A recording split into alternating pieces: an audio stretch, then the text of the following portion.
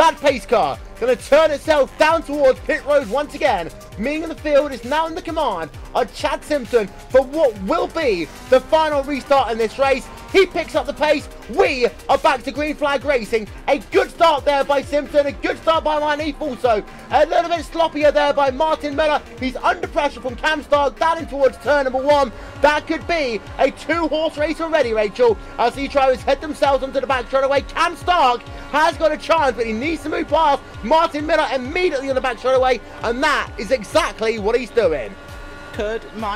Should be, as they dance side to side here on the back straightaway. Marnie frowning outside there, Chad Simpson. He knows he has to get to the front and defend that if he has any hope at all of a caution coming out in this race. Simpson on the inside though, going to the low side, has a good run there, but it's going to have Cam Stark behind Nudge Marnie.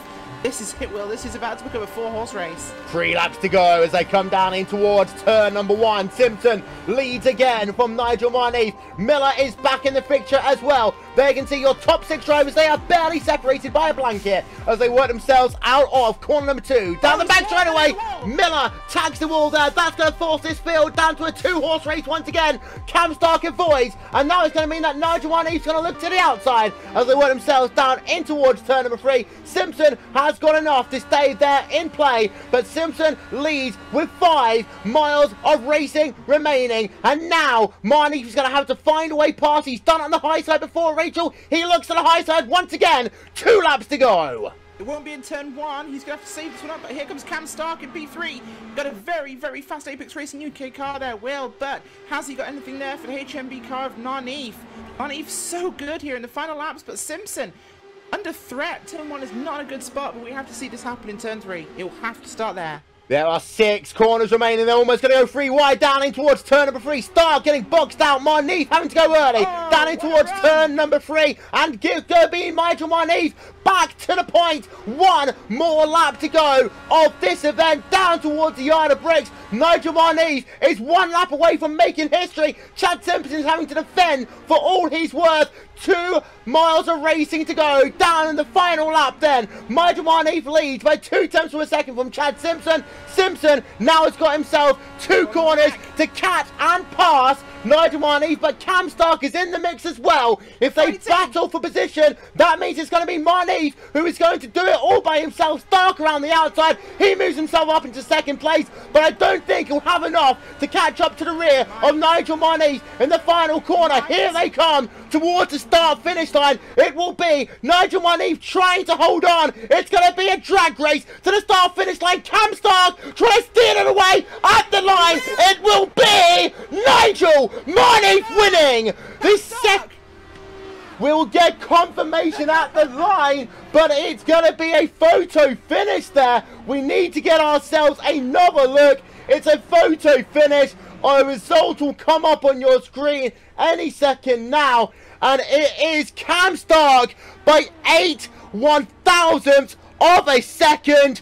Well, yesterday it was 41 1/1000ths of a second, Rachel. Cam Stark today stole from Nigel Marneef, or he stole from Joshua Chin yesterday. Marneef almost did the impossible. He loses out by 8 1/1000ths of a second.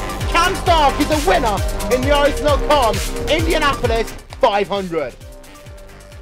Pavelski is driving away. One of the biggest leads we've seen. That's behind. They're all strapping for positions, but no one can touch Matt Pavelski. As down to the inside, straight up into P number 2. We've got ourselves 5 to go. 2 seconds.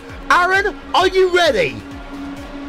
Does Trano have it? Does he have it? Pavelski last lap of 40.5. Trano needs...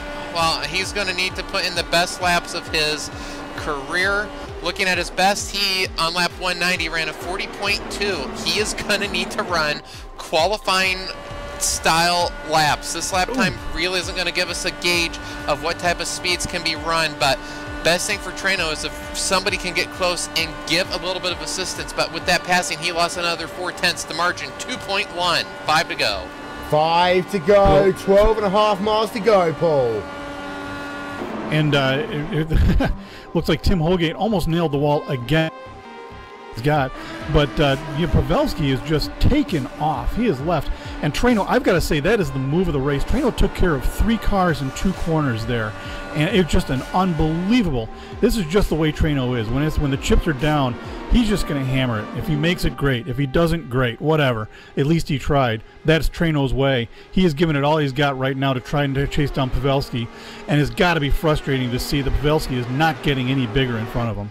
Pavelski has got a 2.2 second advantage right now over Brandon Traino. And this actually, if it finishes like this, will be the biggest Indy 500 finish we have seen here in the 7 years of broadcasting this event, Aaron. Pavelski is on the verge of making history in that Rockstar machine. And this is where you try to tune everything out. It's not over till you cross the line and the twin checkers are flying. Ask J.R. Hildebrand, ask Robbie Gordon. Those are 2 drivers that led on lap 199 and did not win the race. Very easy to let emotions, let thoughts get into your head.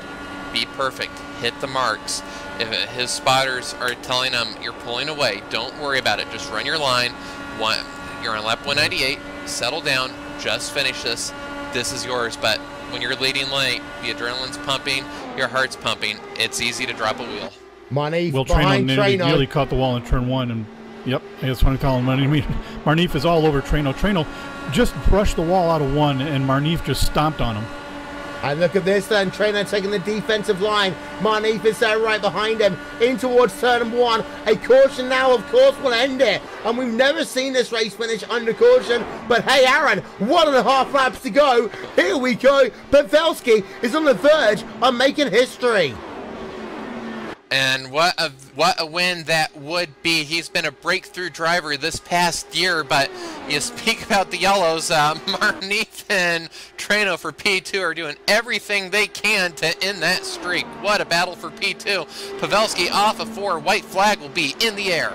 1 more lap to go then, and again, Traino versus the driver of Nigel Marnif. They're going to play defensive, but Marnif's going to look to the outside. The white flag is out. 1 more lap to go here at Indy. Through turn 1 they come, and Marnif can't do anything yet. They head themselves now on the exit of turn 2. Marnif actually loses a little bit of time as they head themselves now down towards turn 3 and 4. I don't think Marnif is going to be close enough yet. Ray Alfano is out of this motor race. He spun it around there on the final lap of this race, but it's okay for Matt Pavelski. He will run it to the line. Out of turn 4 he comes, and once again, a new winner here in the iRacing Indianapolis 500. Matt Pavelski joins one of the most illustrious groups in all of sim racing. Matt Pavelski will win here at IMS. Traino will come in second. Nigel Marnif in third. Tim Holgate in fourth. Alex Simpson rounds out your top 5. And for Ray Alfano, well, it's been on the final lap of the motor race. That is the definition of heartbreak. But today, it is Matt Pavelski's day. The number 10 machine there. What a drive. What a race. What a way to make yourself a part of one of the immortal groups of iRacing. Pavelski wins. Pavelski wins. Pavelski wins here.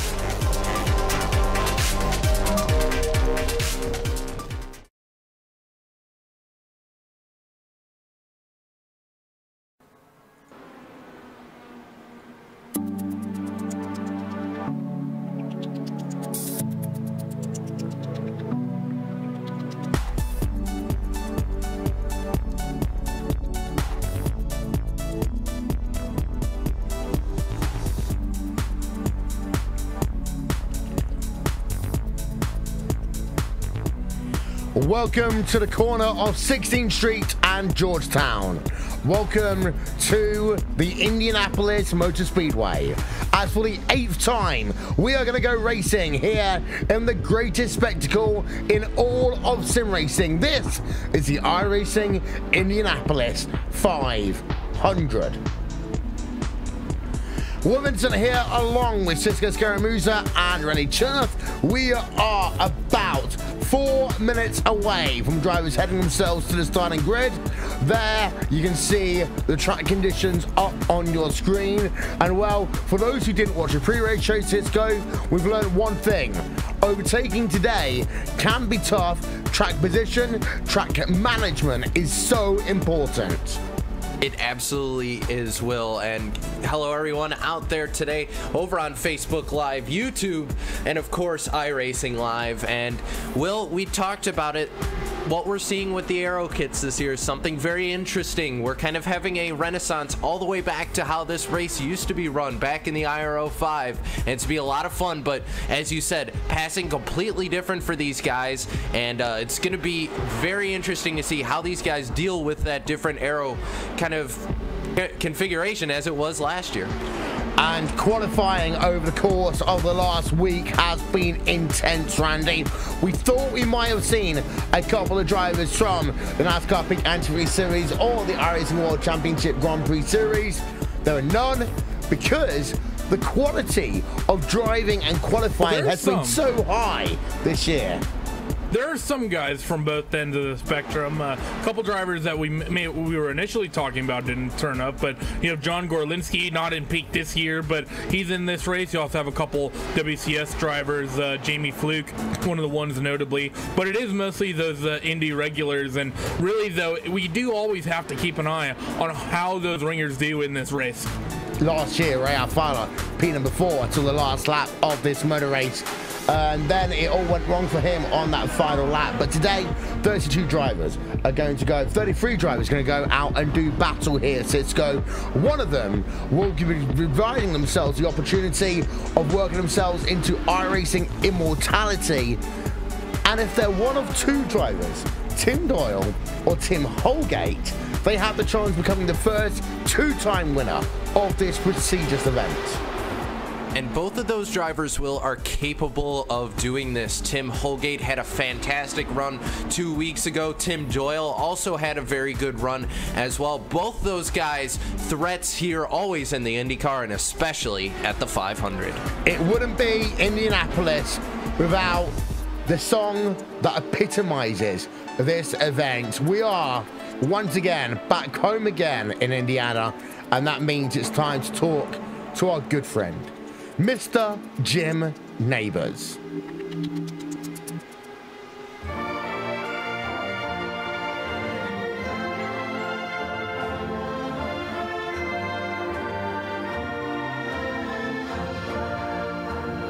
Back home again in Indiana, and it seems that I can see the gleaming candlelight still burning bright through the sycamores for me. The new moon hay sends all its fragrance through the fields I used to roam. When I dream about the moonlight on the Wabash, how I long for my Indiana home.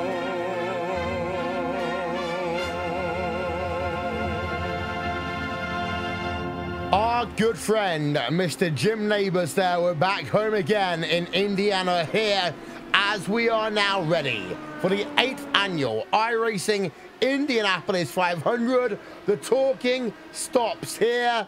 Ladies and gentlemen, start your engines because here we go for the 8th annual Indianapolis 500 here on iRacing, and it is time to welcome in the grid, Cisco. And at the very front of your field here today, Christopher Demerit with a qualifying time of 39.010, 1/100th of a second exactly ahead of Martin Miller.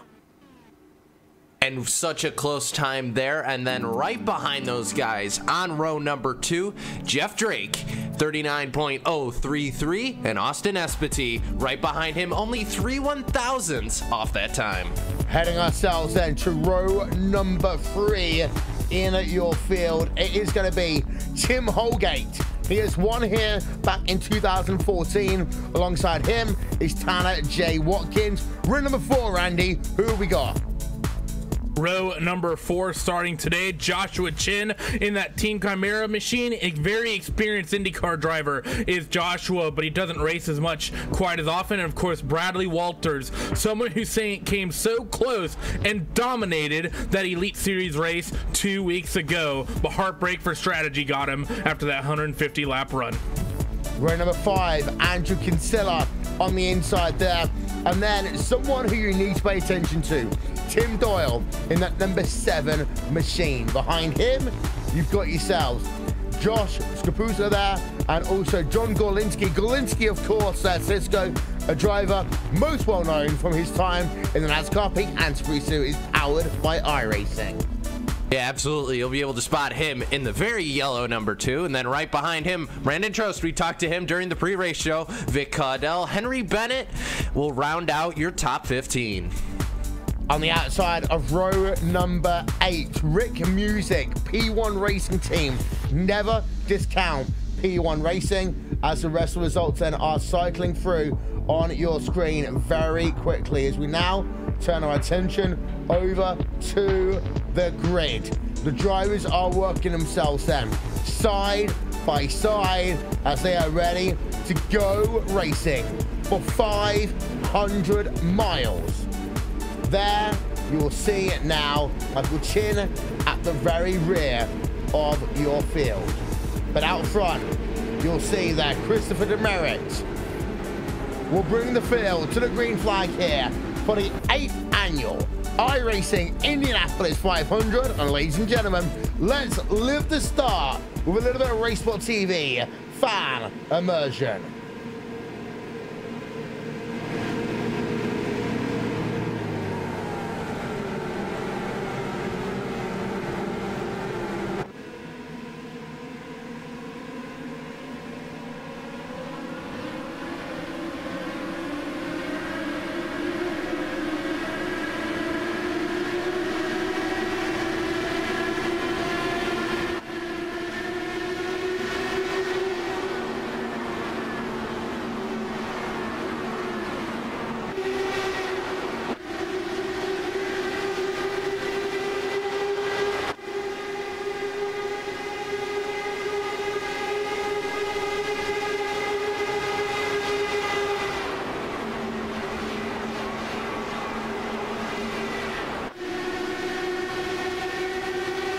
It looks as though they will survive lap number 1 without any issues at all. Randy, we are underway in the 8th annual iRacing Indy 500.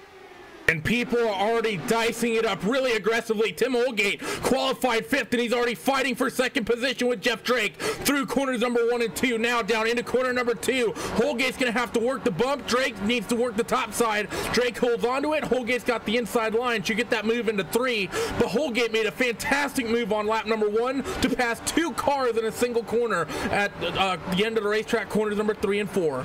And that's the thing here. Get yourself those positions early, because we know that overtaking can potentially be difficult here this afternoon. So there we are then. Lap number 2 of this event is scored complete. Live timing and scoring is available here on RaceSpotTV. As you'll see, Tim Holgate there, Cisco, to the race lead at the start of lap number 3. We talk about drivers who are a threat in this series, and when you look in that rear view mirror, there's one color car out there everyone fears when it comes up behind them. It's the gray, silver, and red little lines of that number 10 out there right now. Tim Holgate to the lead, and as always, once he takes the lead, there's always that threat that you're never getting that lead back. As we just saw that, a little bit of battling going on down, of course, in your mid-pack as well. You can also get social with us.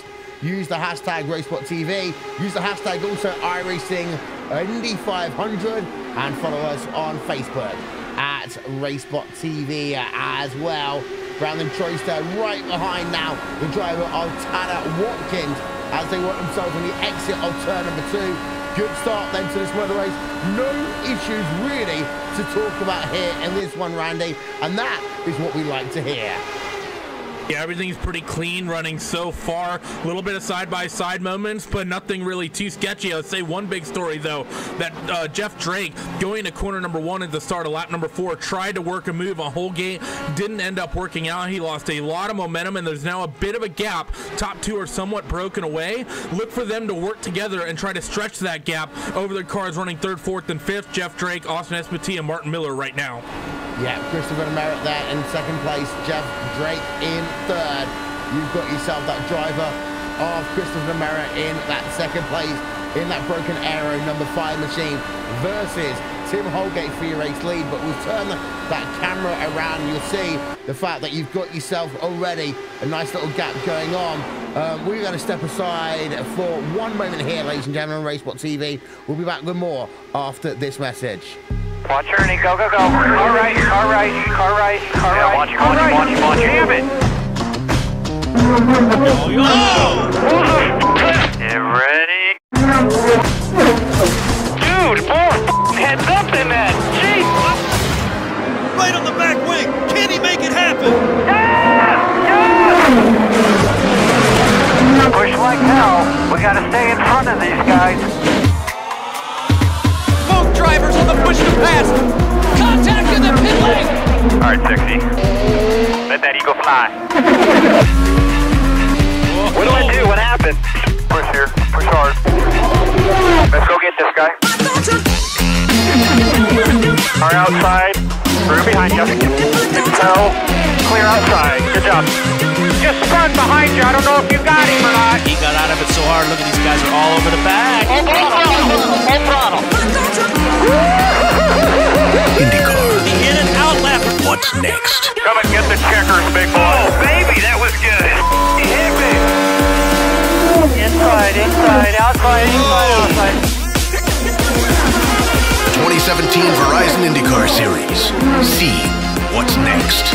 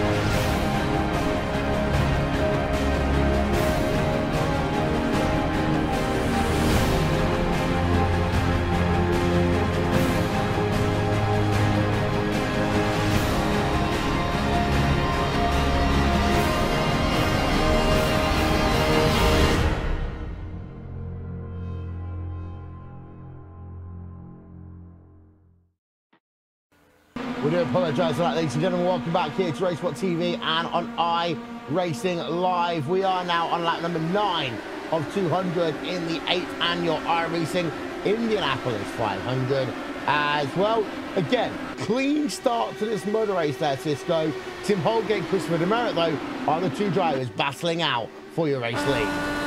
Yeah, and Holgate's been able to hold that top position while we've been away. He's done a very good job of defending that position from Demerit. Demerit probably, I would assume, Randy, in fuel save mode right now. He knows he can't get in front of the 10, so he's going to use it to his advantage. Everyone's going to be thinking about, just being patient right now, potentially saving gas. Tim Holgate, someone who is famous in this series for saving fuel behind drivers. Demerit's definitely doing the same thing. He should have enough of a slipstream to maybe make a move if he wants. I just don't think he wants to right now. I think everyone right now just thinking about saving gas. The field has really calmed down after the first opening 3 or 4 laps. But you say that, your entire field right now is separated your top 30 drivers by 8 seconds on track here. So it is a close race. And you see, for the most part, it is a bit of a pack race that is going on. And that is going to be important here because every position, therefore, counts all of a sudden as we go on board with Austin SPT, currently in your 3rd place there in that number 9 Team Afterburn machine versus Jeff Drake in the number 13 car as they head themselves through to turn number 1 once again. Demerit got himself back to the race lead. Sorry to interrupt here, Cisco. And actually, Will, big talking point. We talked about Holgate and Doyle and keep an eye on them to see if they could become our first repeat Indy 500 winners. Tim Doyle did not take the green flag here today. He is currently not running. Yeah, so that means the only chance that we've got for a repeat is the driver currently running himself in 2nd place. That is Tim Holgate in the number 10 machine right now. So, Ohio versus New Jersey. Demerit versus Holgate right now as they come past the track towards turn number 1. And here comes Holgate back to the race lead as they come down through turn number 1 for the 13th time here today. Well, more passing already than what we thought we were going to see here, Cisco. Track conditions aren't completely favourable, but it's good enough that we're getting us ourselves some battles. Yeah, Tim and Chris having a great battle right now. Do want to make one story. We had a driver in the wall, turn 3. It was Vic Caudell in the number 12. He got up into the wall, turn 4. He's actually coming down pit road right now, but that was the driver. He fell out early, had a very, very good start. Started 14th, but got the wall out of 4. He's down pit road now as the leaders go by, and it's actually going to be a battle for a 10, but that's what happened to the 12. Yeah, and Caudell has horrible luck so often in Indianapolis, and he's having it once again here as out front the 2 drivers are trying to work together, of Christopher Demerit and the driver of Tim Holgate right now. Behind there is the driver of John Gorlinski, currently in P number 12. We go on board with him versus that driver of Joshua Chin, and well, in towards turn 3 and 4 they come. Doesn't seem to be as if there's too much of this overtaking going on down in your pack. Everyone's content right now, Randy. Just ride the laps, and of course, 14 laps in, we're hitting halfway for a fuel run already. Yeah, you're going to see these drivers. Normally 29 laps is what you can do about in clean air. However, the way these guys are all running right now, look for them to start pushing to lap 32, lap 33 potentially, when they can actually come down pit road. And I know from experience last night in the Top Split 500, it is difficult to get runs and make passes on people in the mid packs. Right now, like let's say you're Joshua Chin, he's currently making a run on Josh Skrupa. It's difficult to make pace and get there. It's it's easy right now if you're Chris Demerit or Tim Holgate to pass the car in front of you, because that car in front of you is pushing clean air and you're just essentially getting a draft from behind them. If you're in the mid pack, everyone has a draft, so you don't get that slipstream effect the way you do out front. As we have a look then at the cars heading in towards turn number 1, that is Joshua Chin et al. Let's go on board with Joshua Chin then, currently in P number 11 in the number 1 machine versus Josh Cooper. And well, he doesn't actually get a good run out of turn number 2, and that is part of the issue then, getting the run out of turn number 2. We always talk about turn number 1 here, Cisco, being the key corner you need to get right, but actually turn number 2 gives you the opportunity to make the run down the back straightaway, and drivers seem to be struggling there right now as we now go on board with Tanner Watkins versus Martin Miller. Yeah, and losing that run going down the back straightaway, you lose a ton of time doing that, because that sets up your pass going down the back straightaway, that sets up your turn 3 and also your turn 4. That whole north end of the speedway, you basically lose all that if you mess up the exit at turn 2. As we see Miller come out, very good exit there, but you have to be careful. All of these corners, they're so important to this racetrack, and especially these cars, just because how much momentum these cars have. You can't be scrubbing off speed even for one corner, because you're just going to fall into the clutches of the guy behind you. A little bit further back, you've got yourself Chad Simpson versus Graham Bunyan there, Australian New Zealand driver versus the Texas driver of Chad Simpson.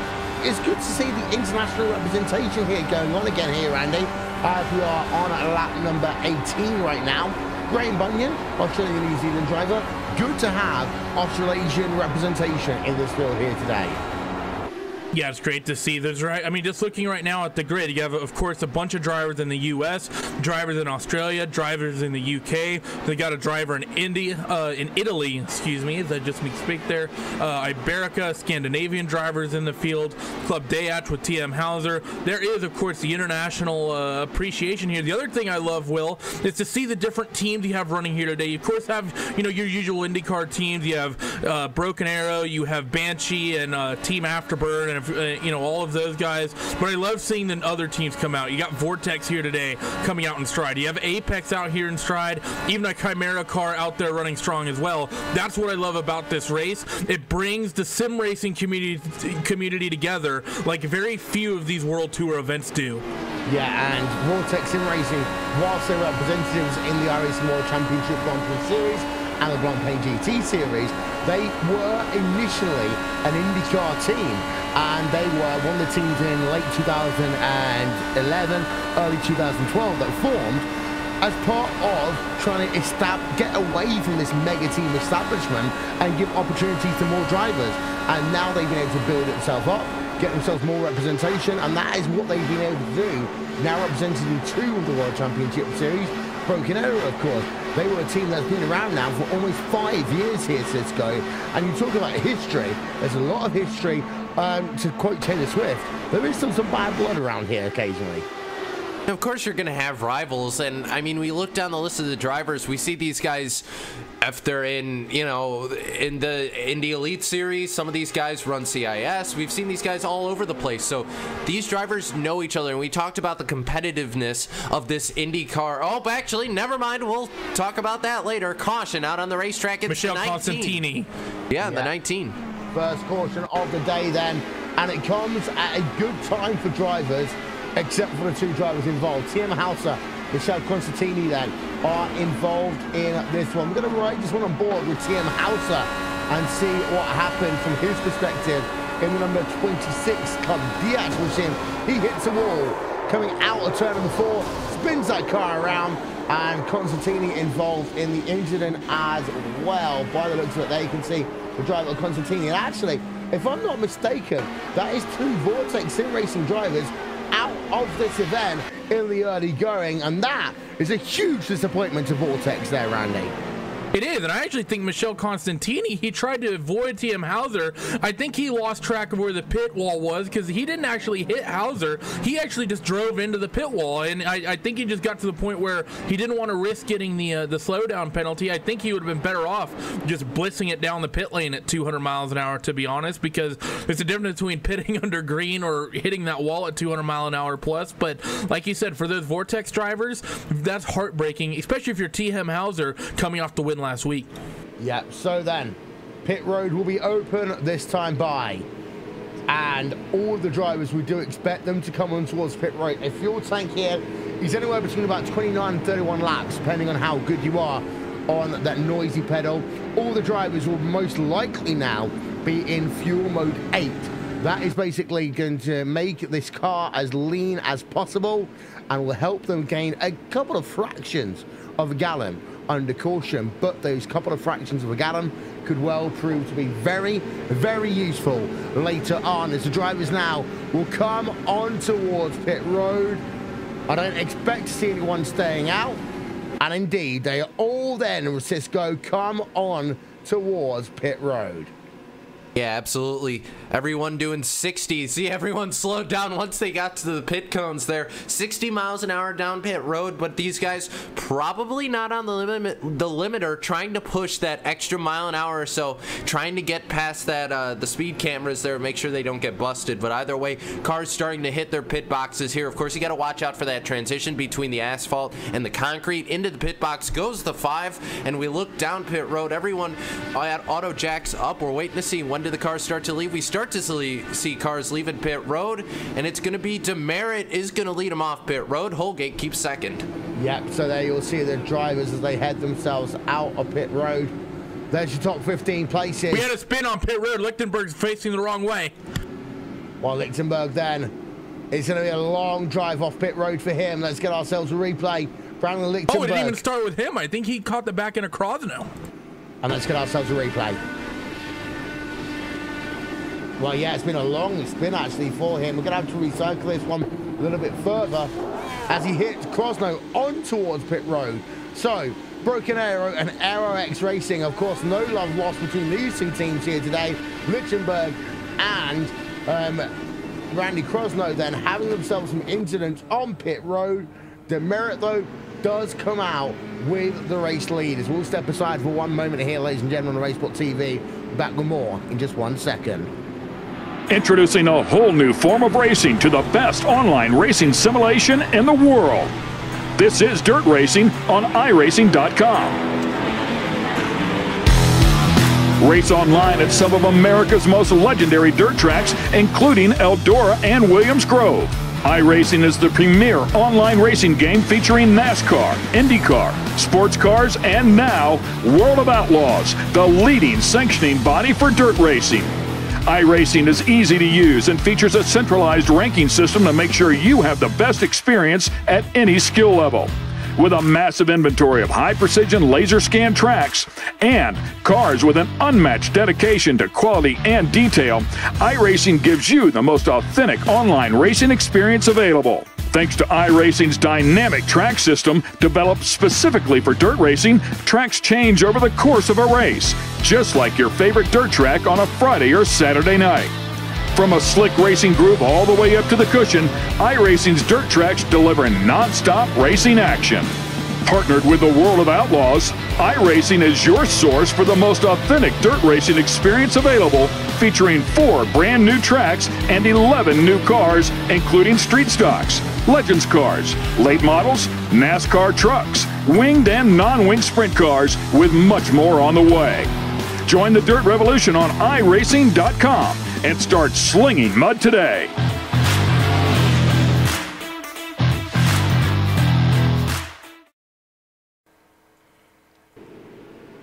A third of a lap and the drivers will be back to Green Flag Racing here at the 8th annual iRacing Indianapolis 500 on RaceSpotTV, streaming live on iRacingLive. And well, after the first 20 or so plus laps of racing, it's Christopher Demerit who has himself the race lead.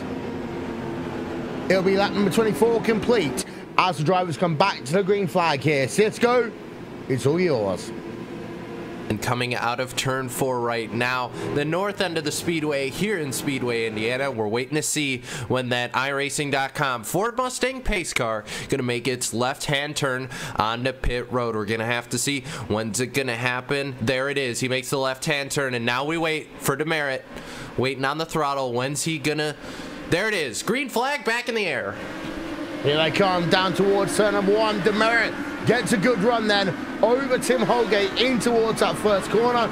Now it's a case of Tim Holgate is going to have to play defense versus Jeff Drake through turn number 2 here, Randy. Good run up and down the field, but let's see, is Holgate going to get a run on Demerit? He comes off a 2. Yes, he is. Down the back straightaway. Big head of steam for the 10 cars. They work themselves into 3. To the inside goes Holgate, and Jeff Drake's going to try to follow him and pick up that second spot. But how will the dirty air play suit? Tim Holgate is now going to push up. Doesn't quite give Demerit enough dirty air. Drake's going to have to shuffle back into 3rd. Holgate has the lead for now, but Demerit's going to get a run off of 4. And they go side by side again, past the eye of brakes. Who's it going to be at the line? It will be the driver of Christopher Demerit. And these leg laps, you know, they're not worth points or anything here today, here Cisco, but they are still important in terms of driver psyches, as now it's going to be Jeff Drake versus Brandon Trost going side by side for P number 3. Yeah, and it looks like the 14's going to lose his run off of turn 2, so not able to make the move. Meanwhile, Holgate back up for the lead as they head into turn 3 right now. North end of the speedway once again, and Holgate is going to make the pass done. 10 back to the lead. As it will now be a case of, can Holgate keep that momentum out of corner number 4? Demerit led at the line last time by. He's looking to do the same thing as they come towards the yard of bricks once again. And Demerit again will go back to the race lead by the time the lap is complete, Randy. No, he won't, because the 14 of Brandon Trost, he's going to come from third up to first. The inside into corner number 1. Still has the inside through 2. That 14 machine is fast and still working the inside down your back straightaway. Trost hasn't gotten it clear. Holgate's going to think about making it 3 wide, but Trost on that lap, he was 4th going into turn 3, and he goes into the race lead in 1. Can he hold the race lead as he comes off of 4? There's traffic ahead of him. This is going to be dangerous now for all of these drivers. They're going to have to pay a lot of attention. Slow traffic then out of corner number 4.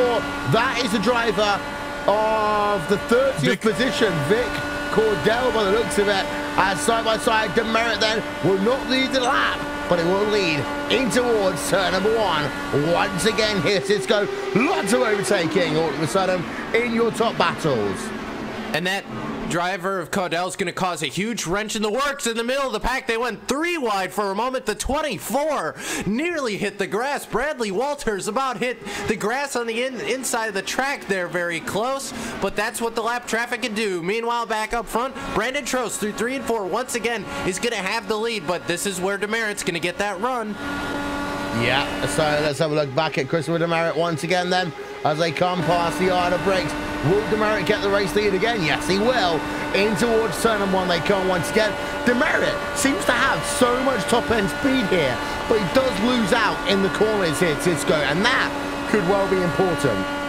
Yeah, and Demerit seems to get a very good run kind of on that front straightaway every time he gets in front of Trost, but Trost now maybe going into fuel save mode. Well, it's not going to matter because Tim Holgate says, thank you very much, I'll take that inside. He's going to try and make that pass for P2. Demerit, meanwhile, watching all this in the mirror.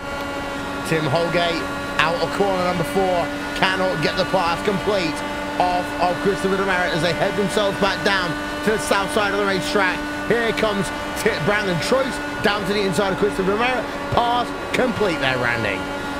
Good pass there by the 14, and what's going to be interesting to me as this race goes on, Will, the fact that Trost is so quick. Brandon Trost is somewhat famous in the IndyCar community for running the car with a bunch of aero, as right now Tim Holgate looks up the inside of that 5 machine of Chris Demerit on the back straightaway to the north end of the racetrack in turn number 3. They're going to stay side by side, but Demerit's not going to make it easy. Holgate having the dirty air from Brandon Trost. You can make the outside work if the inside driver has dirty air, but Trost runs the middle, so Demerit doesn't get clean air, and he only almost pushes up in the wall. Just some aggressive, I think, defensive driving there from Trost out front, Will. Tim Holgate cannot close up in towards turn number 1. Lap number 31 will be scored complete this time by out of 200. But your top 3, Brandon Trost, Tim Holgate, Christopher Demerit. Jeff Drake is in 4th place, and Tanner Watkins runs out your top 5. No one really has pulled away, though. Look at that one, Cisco. You look back, you go back essentially to P number 24, 25. Everyone can still see your race leader. Yeah, absolutely, and kind of we have a little bit of a breakaway, but that kind of was caused by Caudell kind of mixing up that pack a little bit, but for the most part, everyone's still fairly together. We saw Watkins jump to the inside. He wasn't able to get the pass done on Jeff Drake. They're coming through 3 and 4, but for the most part, you kind of have that gap. It kind of starts around Chad Simpson. He's kind of that first driver in that kind of no man's land. He's not close to Rick Music, but at the same time, he's pulled away from Henry Bennett, so he's kind of keeping that pack together. As Austin Esmati looks himself down to the inside right now of the number 1 car even, of Joshua Chin, cannot complete that pass through the north end of the racetrack, so he therefore remains in the 11th position, coming down towards 1 once again, and he cannot make the move. That dirty air, Randy, we will talk about that quite heavily throughout the course of this motor race.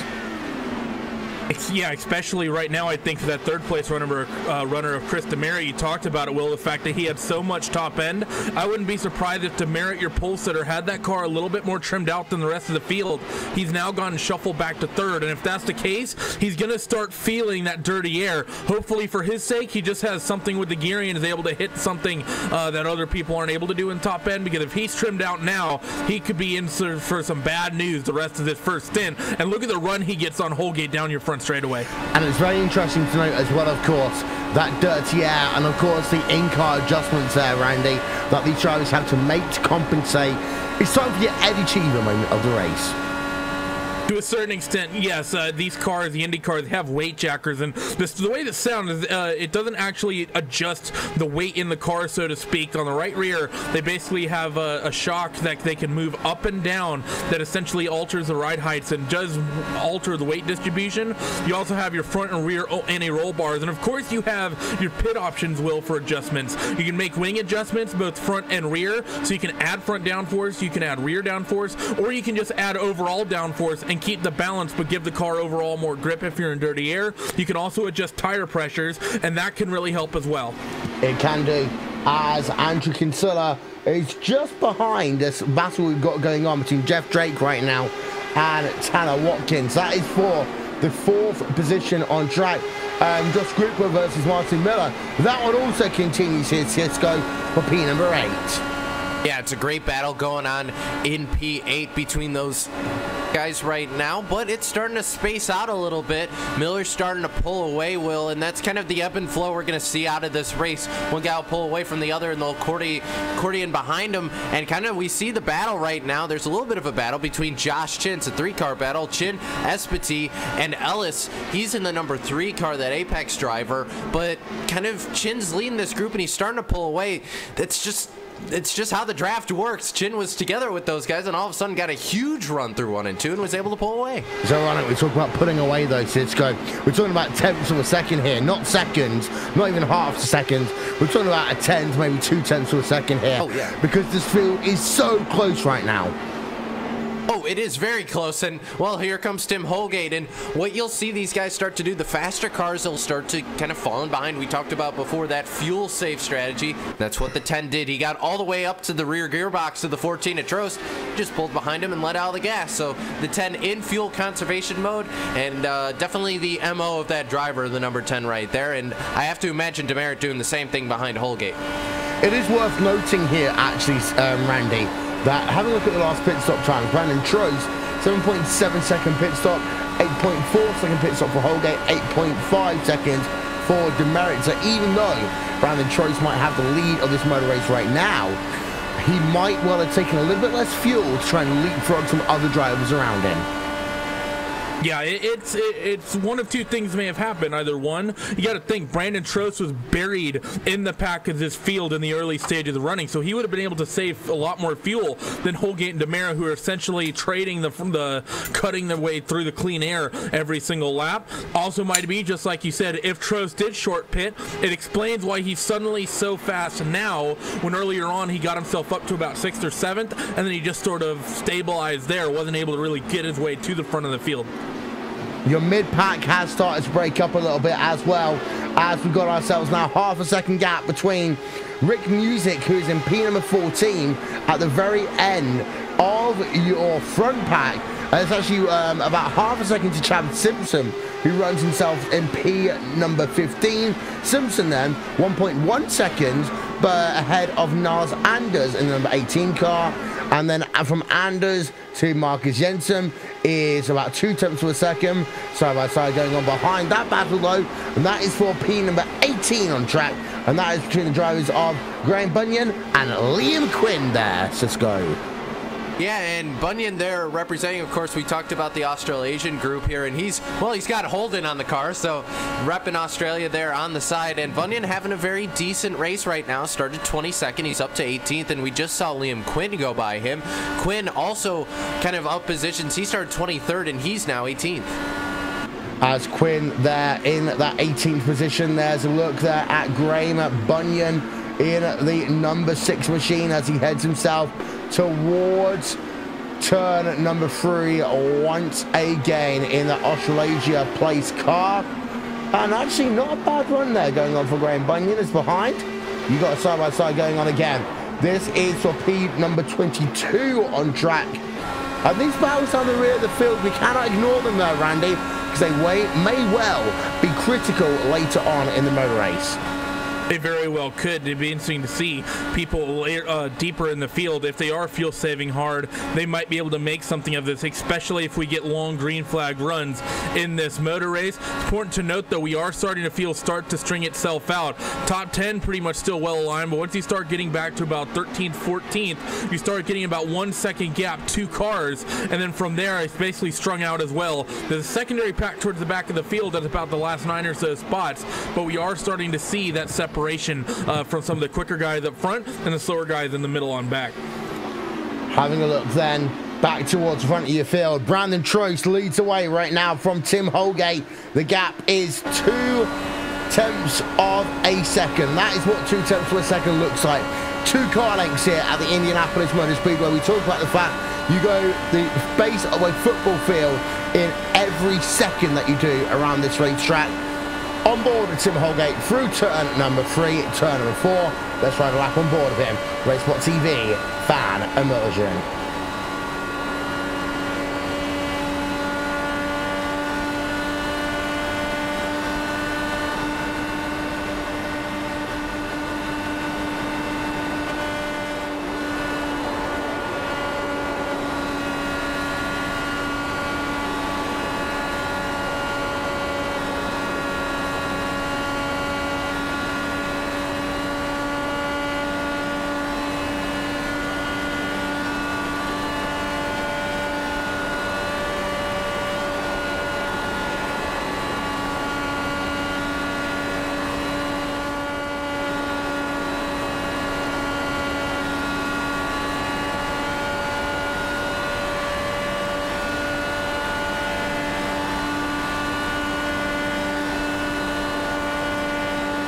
Tim Holgate then back to the race lead here on lap number 44, Andy. Yeah, the great move by Tim Holgate going up into corner number 1 on Brandon Trost. We've been talking about that 10 machine maybe saving fuel, but he got himself the race lead, Will, and he is actually stretching a gap over Brandon Trost right now. Look at the lead he has. Indeed, so the gap is currently 3 tenths of a second. In fact, that's one of the largest gaps we've actually had all race long, and this actually then comes back down, Cisco, to the things we were talking about earlier on.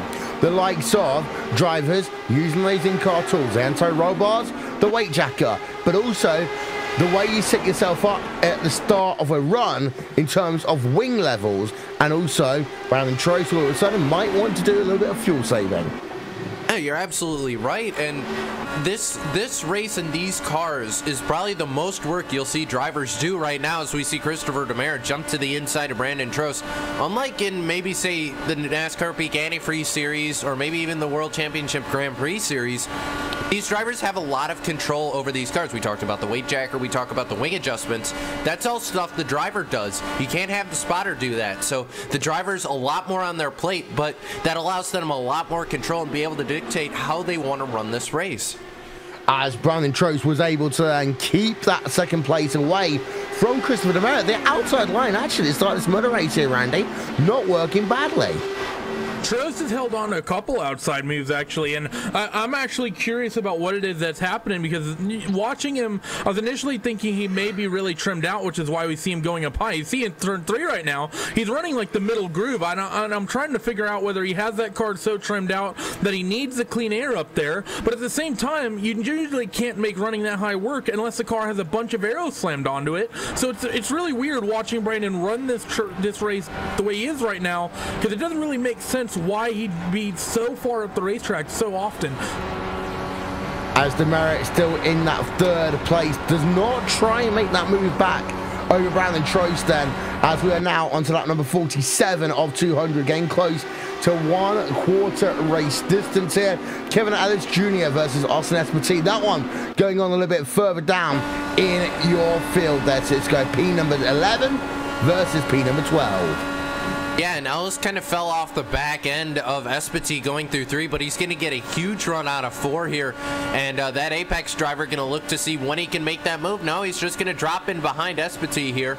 So unless he makes the move to the inside here, I think the 3 is just fuel save mode right now. Kevin Ellis taking it easy right now in the early stages.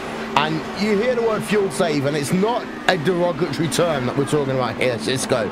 We're talking about the ways of success here at Indianapolis, and fuel save saving is one of them. Think about Alexander Rossi, of course, last year in the 100th running of the Indianapolis 500.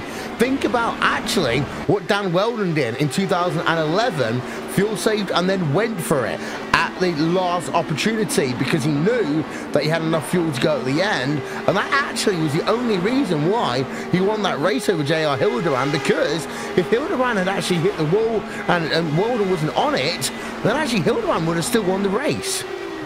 Absolutely. So we saw Tanner J. Watkins just lose out of position, I believe, to Jeff Drake right there. But you're absolutely right. It's one of those things you can constantly do here. And if we're at a point where everyone's single file, you're better off just saving that fuel because you're going to be better towards the end of this thing. And we like to talk about these, you know, the drivers, their fuel strategies here. Some of these guys like to count backwards like you would at, say, a road course in NASCAR. Or some of these guys trying to shoot for that fuel number. They want to go this many laps each sort of stint. That's probably what these guys are going for right now, shooting for that fuel number. Got to hit this many laps. That way make as least... make the fewest amount of stops as possible. Always count backwards, Randy. That's the thing. Always count backwards. Yeah, that's a big way of what you can do. Just some people, they find it easier, other people don't. I always prefer just counting forwards, but that's just me personally, just the way my mind personally works. But talking about this race right now, Will, Tim Holgate has managed to break the draft over Christopher Demeritte as well as Brandon Trost. That said, Demeritte picked up the second spot from Trost a couple laps ago, and he has blitzed away from the driver of that number 14 car. I think that Trost just put it into ultra fuel save mode because he went from lightning quick, capable of leading to this race, to within a couple laps he's fallen back into the clutches of Jeff Drake. Well, let's think back to the race that took place yesterday though, Randy, because we had a very, very, very long green flag run, and that's always in the back of drivers' heads. If there is a long green flag run, you want someone to be on track with you at the same time. You don't want to be that driver that comes from towards pit road yourself, because when you come out, it's a bit like NASCAR at Talladega or Daytona. You want the draft because you want that to help A, your top speed, but B, also your fuel efficiency.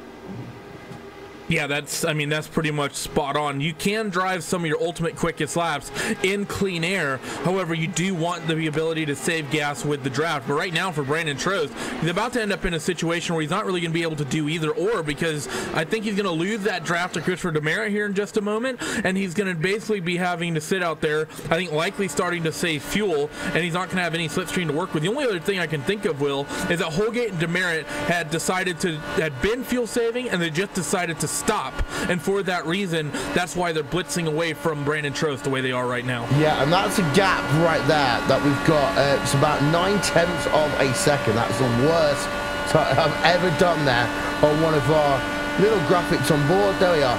1 second is the gap right now, as the draft will really kick in about 6/10 to 7/10 of a second here, Cisco, and it means that the driver of Christopher Demeritte is back in draft range barely over Tim Holgate, and it's been a battle for him the last couple of laps to keep in that draft range, but Brandon Trost really now has fallen out of that, and that is going to make a big impact as we head ourselves closer and closer to pit stops, because they will be coming now in 5 laps time. Oh, we've got Trost in already. All right, so there we have it. Brandon Trost in. So confused, really. I guess these guys maybe deciding to short pit a little bit early. He's not the only one. Chin's also going to be in, as will Chad Simpson. A couple other drivers. I believe I see Niles Anders. So I would assume we're going to see everyone in here in maybe a lap or so, because these fuel windows are going to be so tight. Well, you know what I said earlier on, actually, Randy? The fact that Brandon Trost was about 7/10 of a second faster on pit road. Well, there's a reason why. Evidently, he took less fuel on board. Well, this is actually about the window we're expecting. We're expecting about 29 to 33 laps.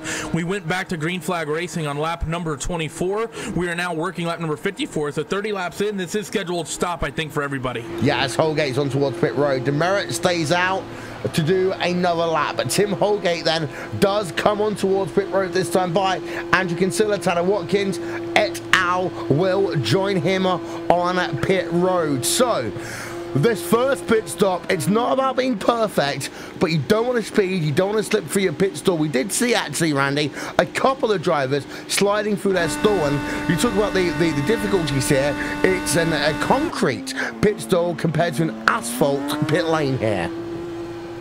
Yeah, the actual lane itself is asphalt, as Christopher Demare is going to come back down on a pit lane. That's going to allow Josh Chin to breathe a sigh of relief, as he's now going to pick his lead lap back up. Would have been disaster for anyone trapped down a lead lap there. But, I mean, you're absolutely right. I had issues with it in yesterday's race. I think I got the right side of the cars up on the asphalt. I think that right rear tire caught, and I spun myself into the wall at the end of the second pit stop. All these drivers are going to have to be careful about that as well.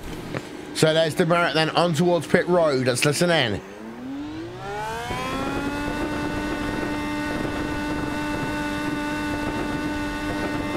Fuel's in. 11.4 seconds out and away he comes then. But will he be able to stay out ahead of that driver of Tim Holgate? The answer is it's going to be very, very close. It was 36.7 seconds on the lane for him. He was actually half a second slower on pit road, and that translates actually there to about half a second on the racetrack, Cisco. We talk about how important pit entry, pit exit is here today. There is your first opportunity to see that in motion, because now Demare has actually lost there about 2-3 tenths of a second. That's the difference between draft range and not draft range. Yeah, we were talking about him being on the edge of that 0.6 of a second gap. Well, that's gone. It's now 7 tenths right now. Demare has to really push to get back in that draft range so he can start fuel saving again. But I mean, we talked about the pit road in total, and I mean, the stop itself, Tim Holgate had 10.6, Christopher Demare had 11.7, purely based on the stop. So that's where the time went. And for Demare, you know, maybe it's every second you lose on pit road is going to equate hugely to what you're losing on track. Rick Music does his pit stop. He was the last of the drivers then to come on towards pit road that last time by. That's something we're going to have to keep in the back of our heads there, Randy, because Rick Music evidently very good then on managing that fuel number as Holgate back out to the race lead with half a second gap between Christopher Demare. Demare very strong on these first lap or so out of pit road, because he's closed that gap now. He's back in draft range and pulling ahead of Brandon Trost. Demare does indeed look very good here towards the end of that last run, and at the start of that last run he looked very strong. It's through the middle I think he went into fuel conservation mode, but you're absolutely right about the 23 of Rick Music. He's really the one on Rossi watch right now in terms of how he's going to save fuel. Also keep an eye on some movers and shakers through that first round of pit stops. Joshua Chin came in around 10th or 11th. He comes out 8th. I think he's the big mover when it comes to pit strategy through that first time. As the race lead is heating up, Holgate and Demare fight for it. Holgate holds it for now. He was right behind him actually in towards turn number 1 there, Cisco, but he couldn't seal the deal. Back he goes into the draft though, and the gap between himself and Brandon Trost now 1.2 seconds. That one is important because your top two now have broken away in this field. And we talked about that during the pre-race show, Will. That idea of you could get the biggest run in the world, but if you don't leave yourself enough time to get past that actual cars, we're going to see Demare going to jump on the inside. Job done easily there for the 5. But he gave himself plenty of time that lap to do that. A lap ago, he would have caught him right at the end of the corner. That could have been a huge catastrophe there if Demare had tried to make the pass. So he waited a lap, made sure he had a good run, and bam, he's right past Holgate and in the lead now. Yeah, behind you got Kevin Ellis Jr. versus Martin Miller. This is for P number 9, P number 10. Talk us through this battle, Randy. So like we talked about somewhat in the pre-race, going down into turns number 3, Kevin Ellis Jr. has the lead. That's going to give Martin Miller a big slipstream advantage. However, Martin is someone who traditionally races very smart here. Martin doesn't just race with his feet, he also races with his brain, always thinking about fuel strategy, always thinking about how to set up the car, what adjustments to the car, but Martin's deciding to play it quick here, goes to the inside into 1. Look at him pick up that spot. Kevin Ellis Jr., he quickly gets himself back into line. That way the driver of Josh Scrupa behind isn't able to make a move. Now the table's somewhat turned. Martin Miller, he's going to be the one cutting through the air, and because of that, Kevin Ellis Jr. might be able to utilize that slipstream and get up behind him and make a move. Going down the back straightaway for the first time, Miller's able to stretch a bit of an advantage due to the situation with the arrow push through 1 and 2, but as they start to come off the north end of the racetrack, turn number 4, gets a bit of a gap, able to get some clean air, Cisco. Here comes the draft again. Will Kevin Ellis Jr. get to make a move? No, he's not close enough yet. Miller will stay up out in front for now. However, Ellis Jr., he's going to be feeling that dirty air behind that number 8 machine. And if you're Martin Miller, you have to think, man, I just wish I was closer to that car in front of me because he'd be able to put on a better defense against Ellis, but it's just not possible right here. So Ellis, we're talking about, he's going to get a decent run going down the backstretch. Not going to happen. I would assume he's going to make that move out of turn 4. So Will, as we come out of the north end of the speedway here, back onto the front straightaway for Martin Miller, he really just has nowhere to go.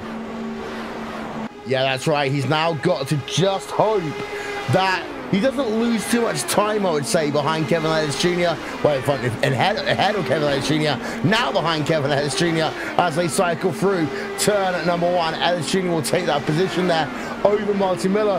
And this is another thing about Indianapolis here, Cisco. You don't always want to defend those positions too heavily, because the more you defend the position, A, the more you're going to be losing time because you're taking weird lines. B, the more you're going to abuse your tires and your fuel. And that's going to have a negative effect on your car. If you're racing that guy, you're just losing more time to the leaders here, and we kind of seen this effect happen. I mean, Josh Chin, who was in front originally of Martin Miller, has been able to open up that gap between Ellis, Miller, and Skrupa. All those guys have been able to kind of pull away here. So Ellis, meanwhile, is starting to pull away, but Randy, we know Martin Miller's going to catch him, and they're going to battle, and they're going to continue to battle, and all that entire time, they're just going to lose time to Chin and all the cars in front of them. Well, it is sort of a catch-22 because actually you can get around this racetrack very quickly utilizing the draft and swapping spots back and forth. However, both drivers have to work nicely with one another. It's basically a situation where if you're the guy, the position ahead, you don't want to try to block or be aggressive at all with that person making the move. You essentially are utilizing the advantage of the draft, getting past, and then going into the corner, you don't get into that dirty air, and you essentially leapfrog your way potentially up through the field. Someone who's found a big head of steam, though, this second stint is Joshua Chin. I guess third stint maybe a little bit more accurate. Starting to reel in the likes of Bradley Walters, Tanner J. Watkins, even Austin Espity. That number 1 machine is quickly approaching the top 5, Cisco. Yeah, Chin, of course, full disclosure, is your teammate, but he came into this race. Keep in mind, this is his 4th Indy 500 in a row here, and he comes in and runs these, but not a huge Indy guy for the most part. But hey, he jumps in the car, and we talked about these ringers that come into this races, and Chin is one of those guys. We don't see him in the Indy car every single week, but he's one of these guys who has experience kind of in other series, similar to what a Fernando Alonso would be doing in real life. These guys have experience outside these cars, but they put all their effort towards the 500 because it's the 500. We did see a lot of Joshua Chin once upon a time. You go, Randy. That's what I was going to say. It's weird considering someone like Josh Chin as a bit of an IndyCar ringer, considering he almost won a couple of the bigger high-end private leagues, the championships at one point. He's been dominant on the road courses as well. Some of the battles he's had with Tim Holgate over the years, as well as some of the other drivers, have been fantastic. You know what? He came so close to winning one of the private leagues, the 16th Street Racing League, which was sanctioned by IndyCar a couple of years ago. And a really good partnership, by the way, between IndyCar and iRacing, which is why those be wondering, why do we have IndyCar commercials on RaceSpotTV? Well, it's because of that relationship that we have with IndyCar themselves. And, well, Joshua Chin once upon a time was a driver who was really active in terms of running this car, but he's kind of dropped off, and that's the thing. A lot of these drivers no longer race his car full time. They are part-timers that will come out for one of the 2 races a year. Now we've got ourselves Tim Holgate, Christopher DeMeritt once again battling it out. 2.1 seconds between Tim Holgate and Jeff Drake right now behind him in 3rd place. Jeff Drake up into that 3rd position, Cisco. Yeah, Drake's done an excellent job, and Trost, meanwhile, has kind of fallen back to 4th, and he's really in danger. If he doesn't pick up the pace, he needs to make sure he stays with that 13, or otherwise he's going to probably fall into the clutches of Austin Espity and Tanner Watkins, who have been kind of running nose to tail this entire time working together, as Tanner Watkins actually just got really loose going into 3. But for Trost, he has to make sure you got to stay within that 6/10 range, or else you're going to lose that draft, and sooner or later you're going to get caught. Almost at 1/3 distance here, Randy. 1 caution so far here today, 1 green flag pit stops, and actually we're halfway through another green flag fuel run. It's that quick. Yeah, I mean, 29 laps sounds like a lot, and I was actually talking about this with the Banshee guys. We were talking about some of the differences between testing and tinkering in these cars versus where I'm a little bit more of an expert in the GT stuff. And one of the drivers, I think it was actually Jeff Drake, he was complaining that he hated every time he made an adjustment, he'd have to do a full run. And we did the time. A full run for these guys ends up being about 20 minutes. And then I explained he should try the GT3 cars where every adjustment you make has to make sure it can work on double stinted tires. So any setup adjustment is basically 90 minutes to 2 hours worth of testing potentially going down the drain if you don't like that adjustment on the old tires. But we talk about the testing that these drivers do here, Cisco. It is insane, and the craziest story I ever heard was a former iRacer, Monica Clara Brand, who of Ludicrous Speed fame. In fact, her teammate is here today in Niles Anders, and well, she wanted 20,000 laps worth of testing for the iRacing Indy 500. 20,000 laps around Indy. You often wonder why, as soon as the month of May is over, people don't want to see Indy for a few months because they have burnt themselves out preparing for this one race. And this is something we've even seen on the real life side. I mean, you know, I got to see the first test not too long ago over in IMS, what was it, just over a month ago. And I mean, guys there testing, and they've had this whole past week in real life to test there. So, you know, for the guys on iRacing, they just have access to the track 24/7. So guess what? You can hop in there and do 20,000 laps. And I think, Randy, you know the quote better than I did. I think you talked to Brandon Traino over the course of the week about his sort of testing. Yeah, I mean, the Traino tests a lot, and you know, talking about these guys, you know, Will mentions that, you know, 20,000 laps. Part of the reason the racing, I don't want to say it's so boring, but the racing is so, because the cars are so able to stay single file, is because these teams and these drivers have these cars figured out. And you know, I know what you're talking about, Cisco, and this is a bit of a broken arrow story, but Brandon Traino once texted his teammate Christopher Demerit after a day of testing, and Traino basically said, I found 2,000ths of a second at Indy. Today was a good day. These guys, they're going to the half an inch in terms of perfection. And when you consider the drivers that didn't make this broadcasted race, it was thousandths of a second. That was a day's worth of work. And you know, you do often have these situations when people say, oh, the setups are so closely guarded here in the IndyCar community, you know, it's unfair, it's too difficult to get into this event. Yeah, it is difficult to get into this event because of the fact that these guys put everything on the line for this one race a year, and also partially because of the fact that, you know, these drivers are so talented when it comes to running this racetrack. They get themselves, you know, 3 different opportunities forward some years to run an Indy 500, and oh, yellow on the racetrack. It's going to be Andrew Kinsella in the 27. Second yellow of the day then. So here we are, replay as we have a look at the driver of Andrew Kinsella. His luck seems to have run out here today. Cisco, talk us through it. And that was just a case, I think he got just a tiny piece. No, actually what happened, he got the bump going into the turn 2, trying to get that apex. He got a little piece of the bump, pushed the car straight up into the wall. Game over for the 27. He tried to save it, but once you get that wall coming out of turn 2, that's basically, you're basically writing that car off after that one. Hello, turn 2, my old friend. We've only had one of those. Put me in the wall again. Yeah. So yellow is out. Everyone should come on towards pit road. What has just happened to Rick Music? He has just pulled that car off of the racetrack. Something's just happened to him. Replay that for him. Okay. He looks in control. I hate to say it, but emergency maybe? Personal issue? Yeah. Wow. Rick Music. And actually, that's one of those drivers. We'll talk about him in a moment's time. That, you know, he has got a very good pedigree here. He's been a pole position driver before. P1 Racing Team. Arguably one of the best IndyCar teams in the history of iRacing. Rick Music out of the motor race by the look of it. Pit road is open. Everyone on pit road right now. Demerit leads the field in.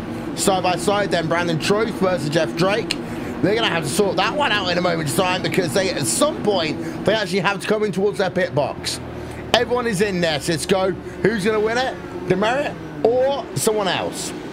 We'll have to see. Cars on pit road now. Demerit's always had a great pit road exit the 2 times we've seen him down. I expect no different. No, the 5's going to wait on fuel. It's going to be close.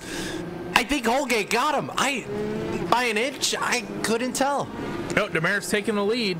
For the moment, but it does look as though, if we have a look from my header cam, I'm going to have to potentially agree and say that Tim Holgate might have, just beat him out the line, because Demerit was, of course, if you got the first place grid stall there, you generally don't get yourself fully up to pit road speed by the time you exit your pit stall to the end of pit road. I've got the feeling that it is Tim Holgate, but we're going to have one more look then and pause it here.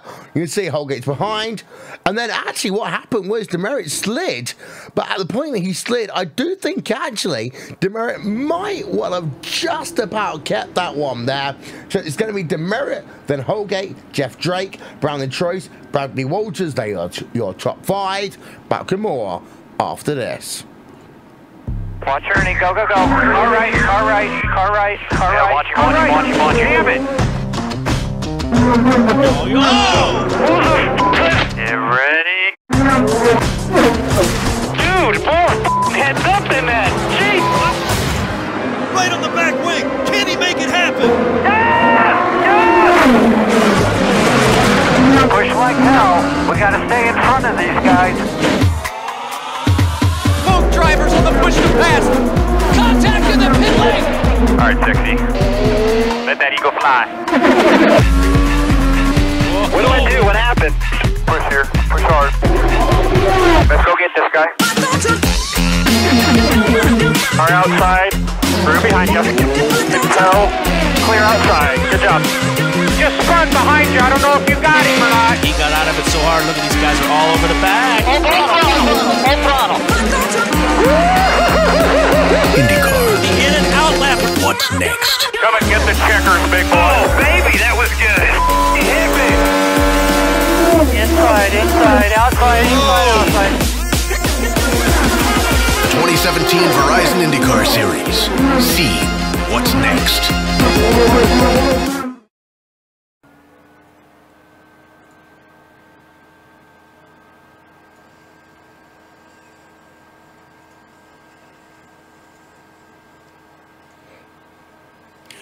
Don't forget, ladies and gentlemen, the 101st edition of the Indianapolis 500 will be on ABC next Sunday. Join Alan Bestwick in his final year of IndyCar commentary, so it'll seem, and that's going to be a huge shame. Shout out to Alan Bestwick for all he's done on commentary for ESPN, ABC, and the Indianapolis 500. Will be joined by Scott Goodyear and Eddie Cheever. The 101st edition of the Indianapolis 500 on ABC, BT Sport in the United Kingdom. Watch ESPN around the world. Lights off from the pace car on towards pit road. Let's go. It's time to go green flag racing once again.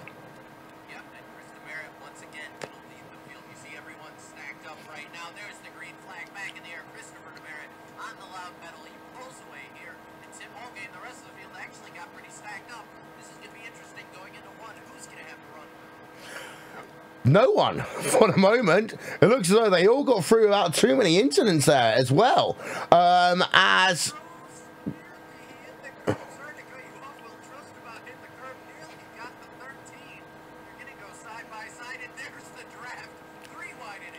yeah, as we're on board of Brandon Troyes, he's going to work on the outside of Jeff Drake. He'll get that position, but Tim Holgate then back to the point here at the Indianapolis Motor Speedway. Troyes on the high side right now. Jeff Drake is still kind of there in the mix behind, actually. Bradley Walters now looking for a piece of Jeff Drake in towards turn number 1. It's all going on here, Andy. Everyone's fighting. Apparently everyone's got a fuel number, and they're like, we really want to fight for position. Right now, all of your leading cars swapping spots every single corner, it seems like. A little deeper back as well. Joshua Chin has picked up a spot or two, and then he lost one to Josh Struble, but your top 6 as they run, still fighting. Tim Holgate goes back to the point. Yep, there is Christopher Demerit on board of him then as as he circulates through turn number 3, through turn number 4 right now. Is he going to do the Christopher Demerit patented run to the line? The answer is yes, going to be Cisco. Demerit's going to lead the lap one more time. Demerit across the line gets the lap led, and he's going to fall in front of Tim Holgate. Now Holgate has to worry about defense from Brandon Truss there right behind him out of turn 2 once again, and Truss looking to see where he can get that advantage, but he's actually going to lose out. Holgate, a very good turn 2 exit, and he's hunting for Demerit right now. He's going to jump to the inside. Turn 3, it's going to be Tim Holgate, and Demerit now has to rebound. Yep, so the top 3 drivers then still going at it. And of course, this helps Brandon Truss quite a bit because once again, he is in that draft and he's going at it for your race lead because he had fallen back to about 4 seconds at one point here, Cisco. And now, with that caution, he's back in this motor race at number 80 of 200.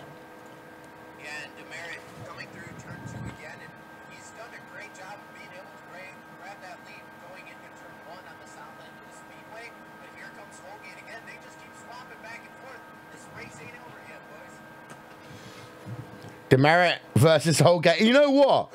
If this comes down to the final lap, I've got shades of Marco Andretti coming through my head right now here, Randy. Oh, wait a minute. Yeah, we've got shades of Marco Andretti potentially coming through here, Randy, if we end up with this on the final lap. Yeah, I mean, the question's going to be, though, who's going to be Marco Andretti and who's going to be Sam Hornish coming off of corner number 4. Right now, how can you really pick them? You look at the top 6, top 7, all in a row here. They come off of corner number 2 and down your back straightaway, and there's still competitive guys behind them. Josh Krupa, Josh Chin, Kevin Ellis Jr. Those guys back there, they're maintaining pace. They're just a little bit further back at the moment.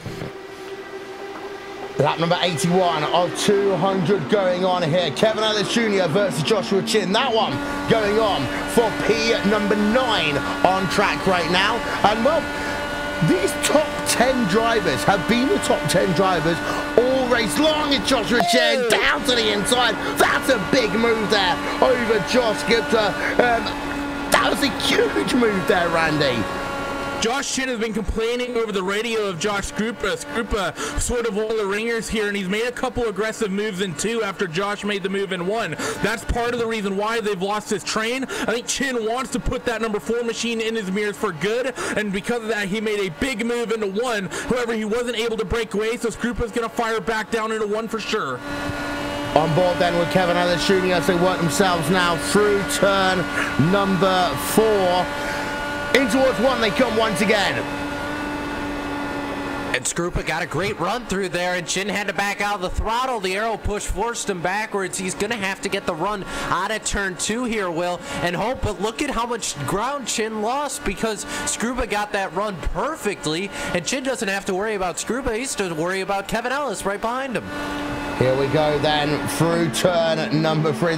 Turn number 2 they come once again down towards turn number 4. And these little battles going on, we have to also give credit to the fact 26 drivers are still running in this event as we come ourselves towards a halfway point in this motor race. The drivers out: Chad Simpson, Andrew Kinsella, Vic Cordell, John Porzak, Michelle Constantini, Tim Hauser, and Tim Doyle right now. Brandon Truss in the 3rd position versus Tim Holgate versus Christopher Demerit as the drivers battle up towards the north end of the racetrack, turn number 3 and 4 again. And this time, Brandon Truss seems to be unwilling to allow these 2 drivers to pull away. Part of that is because Brandon Truss actually spent longer on pit road compared to his rivals that last time by, Randy.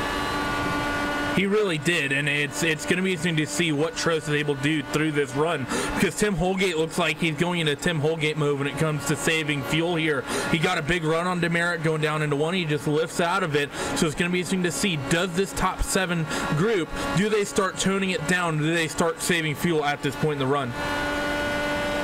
As we ride on board then with Brandon Truss. Behind him, we've still got a little bit of battling going on. And in your mid-pack, and well, we were worried here at Cisco that we'd be in a situation where there'd be no overtaking and we'd have almost a New Hampshire 2000 moment in the NASCAR series, Winston Cup series as it was back then. We haven't got that. We've got little battles going on up and down the field, and that's what I love about this event, because, you know, qualifying was so close, the racing is very close as well, and even though it's no longer a 20-car pack, we are seeing drivers involved in their own little battles here in this 8th annual iRacing Indy 500. Absolutely, and Tim coming into turn 3 right now. I mean, Tim Holgate versus Christopher Demare, you could trace that rivalry back several years now between those two. Those guys know how to have at it, and they're doing a great job right now. But what's been interesting to see, we kind of have this kind of breakaway pack. You see John Gorlinski in the number 2, that bright yellow car. He's kind of the end of this first pack. Then you go all the way back, and that's Niles Anders, Liam Quinn, and that second group. So kind of a breakaway pack for the top 10 or top 11, as it were, and everyone else is kind of falling off the back end, so it allows these guys to be able to battle that little bit harder. As we're having a look down in your pack, Brandon Lichtenberg, actually, we're talking about drivers out of position. This is one driver who really is out of position right now. Brandon Lichtenberg, Randy, P number 22 right now versus Randy Krosno. Of course, Krosno was involved in the incident at the very, very start of this motor race. Yeah, Lichtenberg's likely not going to be happy about that, but that's the thing. Exactly how competitive this field is. There's experienced and competitive guys in this field that have struggled. You talk about Niles Anders, he's currently outside the top 10. Talk about Martin Miller, he currently runs 16th. Martin was at one point one of the dominant drivers in the IndyCar. Randy Krosno and Lichtenberg outside of the top 20. And then you talk about Vic Caudill, John Porzuk, TM Hauser, Classic IndyCar Series Indy 500 winner, and Tim Doyle, of course, didn't start the race. Lot of experienced guys running down or out of this motor race. As we just saw Michael Chin as well, he's one of those drivers again, very rear end of the top 20. Michael Chin, he is a long-time veteran of the IndyCar series. We go on board him actually now in that Club Ohio machine. And Randy, another driver, because of how competitive this event is, you give a normal IndyCar race, Michael Chin will be top 5. Easily. But today, the pressure, the competition, the level of this driving talent here, Michael Chin, P number 19, of course, he's still got over half the race to run, but you'd argue that Michael Chin is another driver not particularly happy of where he is right now. Undoubtedly, I think everyone right now who's down near this top 20 probably a little bit frustrated with how their day is going. There's probably some people, maybe someone like Marcus Jensen, someone who's not usually an IndyCar guy, that's maybe quite happy with the way his day is running. As I mentioned, Jensen, he makes the moves on Liam Quinn going down into one. Is caution out on the racetrack. Oh, big incident. This is Tanner J. Watkins, who's running 6th. Potential issue for your top 5. Yep, so there is Watkins upside down on his roof. Replay then coming up for you. Turn 1. Oh, big incident down in turn number 1. Tanner Watkins upside down and around there. Another driver was involved in that one. We'll get a replay, show it to you again. In towards turn number 1, it was a number 9 machine involved in that one as well, and that was Austin Espartee there. As a consequence of that one, the Team Afterburn number 9 car involved, and well, that was not a pretty moment in towards turn number 1. We're right on board with Austin Espartee on the replay in towards 1. You can't really put blame on that one too much there, Cisco. It was 2 drivers in turn number 1, very close together, and quite often things happen. If you're going to put the blame on anyone, I can't. Well, you're not going to put the blame on them, but definitely they're having at it over the in-sim audio right now. So those guys are going to talk it out over the radio. But I will say, Espartee down on the bottom side, we talked about that arrow push. That's what happens. The 9 got that arrow push. Maybe didn't apex quite to the level he was comfortable with. And as a result, you know, contact made. But I can't say that was intentional one way or the other. Just a race and deal here at Indy.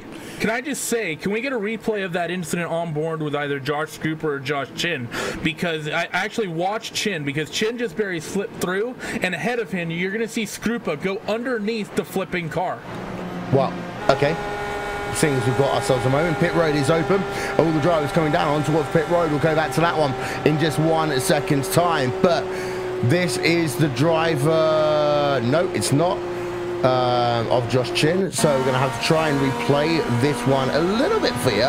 We are going to try and go on board with Josh Chin. As this will be then, here we are on board with Josh Chin as the driver's just ahead of him.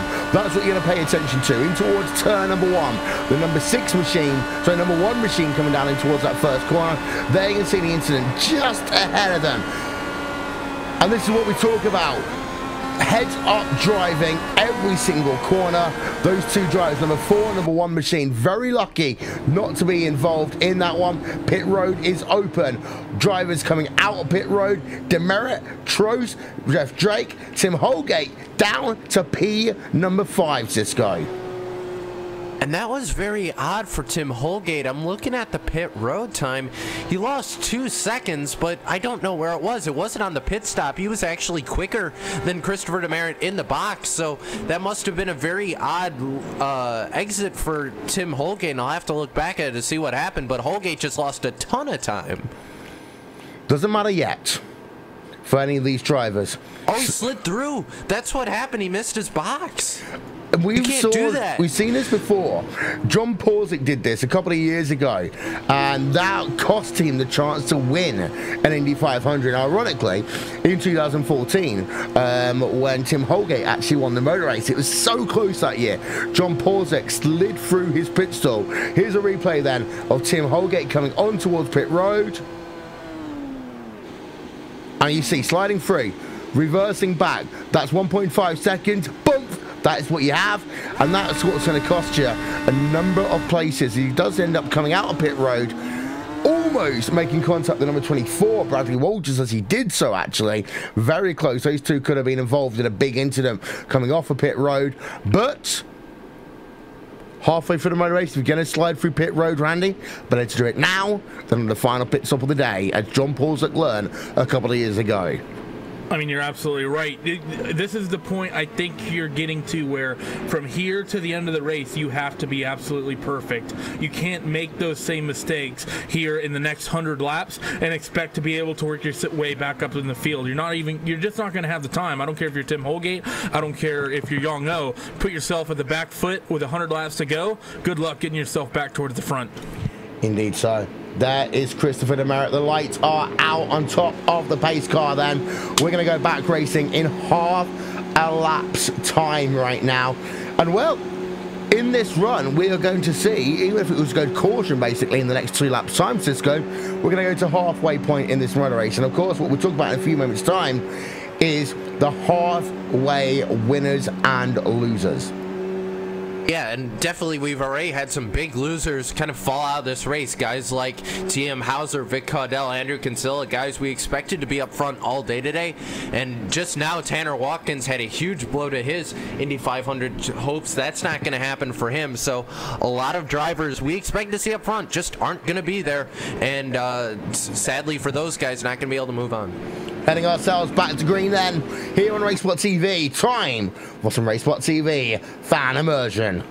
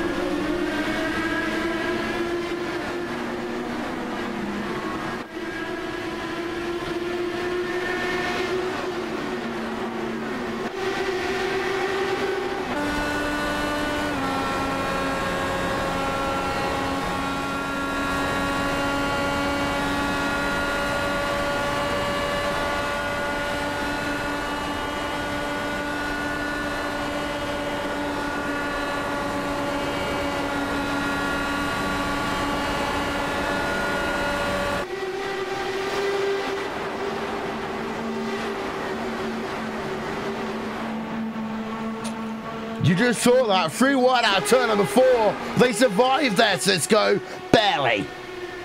Yeah, barely survived, and Demerit clinging on to the lead right now, but Trost doesn't want any of it. He wants that lead. I think we're okay. Carry on. All right. Trost, he really wants that lead right now, but there's actually a battle right behind him. Actually, is Trost going to try and... No, he's not going to do it this time. There was a quick battle between Walters and Holgate. Holgate falling further and further down the field. He's down to 5th right now. So Holgate either in massive fuel conservation mode, it won't matter, yellow. Yeah. Oh, big problems, Gorlinski.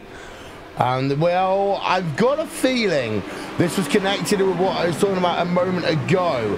Gorlinski, then... all of this motor race. We're going to get ourselves a replay as soon as we can then from Gorlinski's perspective. Let's have a look on board. Now, I've got a feeling this actually starts a little bit further back from what we're going to show to you. So actually, we're going to go back a little bit. And I saw a driver down at turn number 1, and this could be Niles Anders in the number 18 machine. In towards turn number 1, we're on board with Gorlinski right now. No, okay, Anders didn't hit the wall in turn number 1. Gorlinski then in towards turn number 2. You see he gets well out the gas into turn 2. Pulls that car down to the inside. As if he's looking to either go into the excess lane. And then takes turn number 3 alongside there. Pushed up into the wall, and Gorlinski, I'm not quite sure what he was doing on the run down in towards turn number 3. But... obvious lack of driver-to-driver communication there, Cisco. And Gorlinski very, very angry right now, I believe, with the number 20 over the radios right now. So Gorlinski, either way, he got a terrible run coming out of turn 2, and it kind of checked up everyone behind him. So for...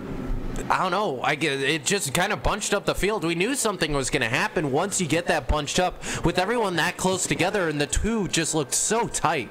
And he just pounded the outside wall, and that's game over for Gorlinski right there. Right. I'm curious, Will. Do you think this might be with Gorlinski some of that the IndyCar and experience you might be seeing from some of the ringers? Because watching this for me, I mean, John got a really bad run out of 2, and then he for some reason went ultra defensive down the back straightaway all the way up against the grass. Then he swung all the way back up to the wall, and I mean, Stefan Remedy was there. I think that was Stefan Remedy's spot to pick up. I think Gorlinski turned himself on Remedy, to be honest. I think you're right. There's something a little bit more important. We've got split strategy coming on right now. And Brandon Lichtenberg, Henry Bennett, Rick Music, Martin Miller, all coming down on towards pit road. That is important. I agree with what you were talking about there about Gorlinski, and actually sometimes the way that this track is very difficult to understand sometimes, especially when you go from an IndyCar to a NASCAR. We'll talk about that one in 1 moment's time. Back with more after this message.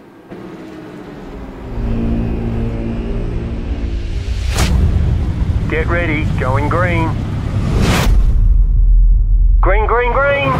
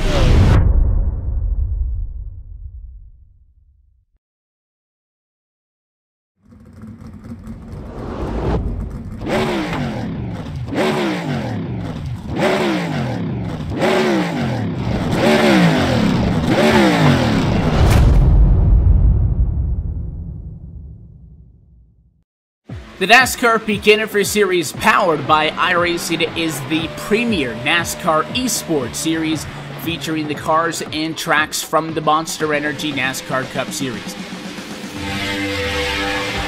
The 2016... Welcome back here, ladies and gentlemen, to RaceSpotTV. Lap number 98 of 200 going on right now. For those of you, of course, that are paying attention to qualifications for the 101st edition of the Indianapolis 500, you might have just seen a horrible crash there for Sebastian Bourdais. If you haven't been keeping an eye out on it, we just want to let you know. If we hear anything, we will let you know on this webcast, but he's been put into an ambulance here at the Indianapolis Motor Speedway and been taken away, but there's a big crash there for Sebastian Bourdais. We're going to go back to green flag racing. Lap number 98 of 200 score complete. Here is some more RaceSpotTV fan immersion.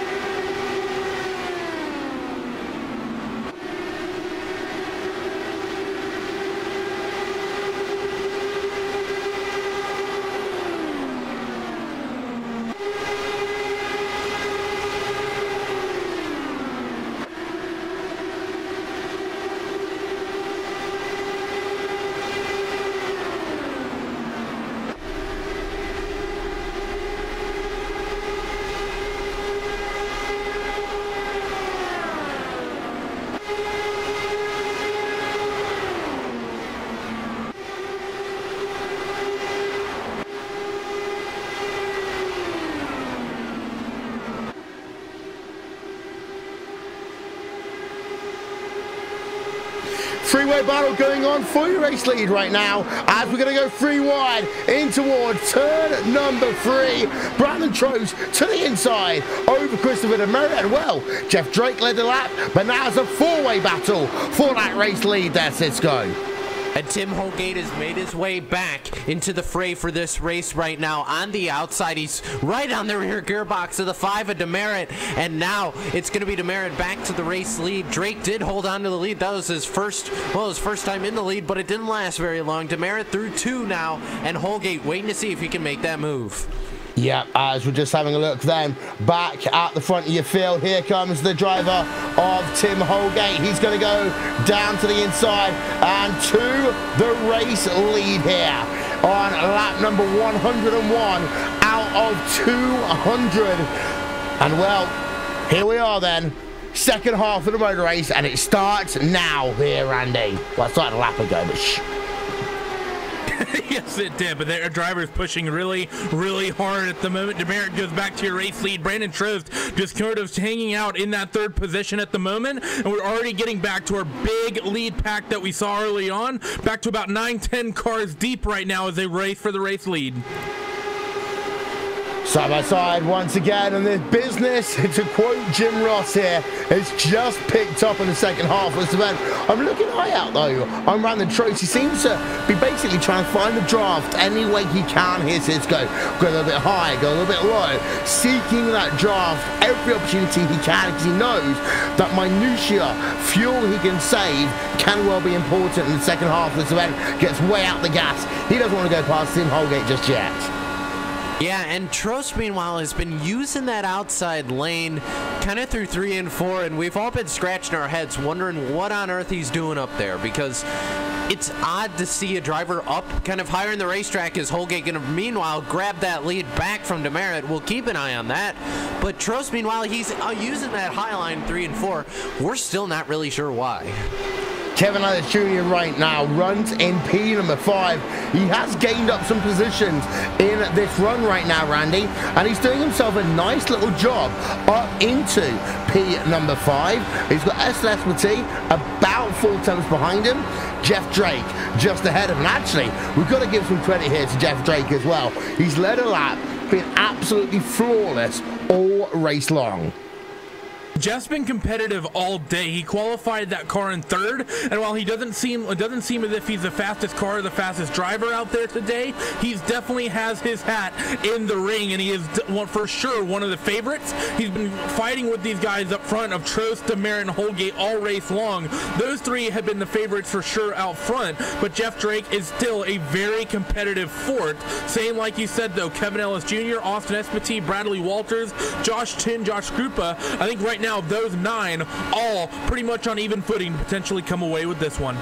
Yep, so here is Tim Holgate then having that second position. What I just saw there, Cisco, is what we saw in the opening stage of this motor race. The fact that Demerit is the faster driver on the straightaways, and even though Tim Holgate is probably better in the corner, can make the pass, can use that draft, Demerit, if it comes to the line, Demerit is a driver who could well win this motor race.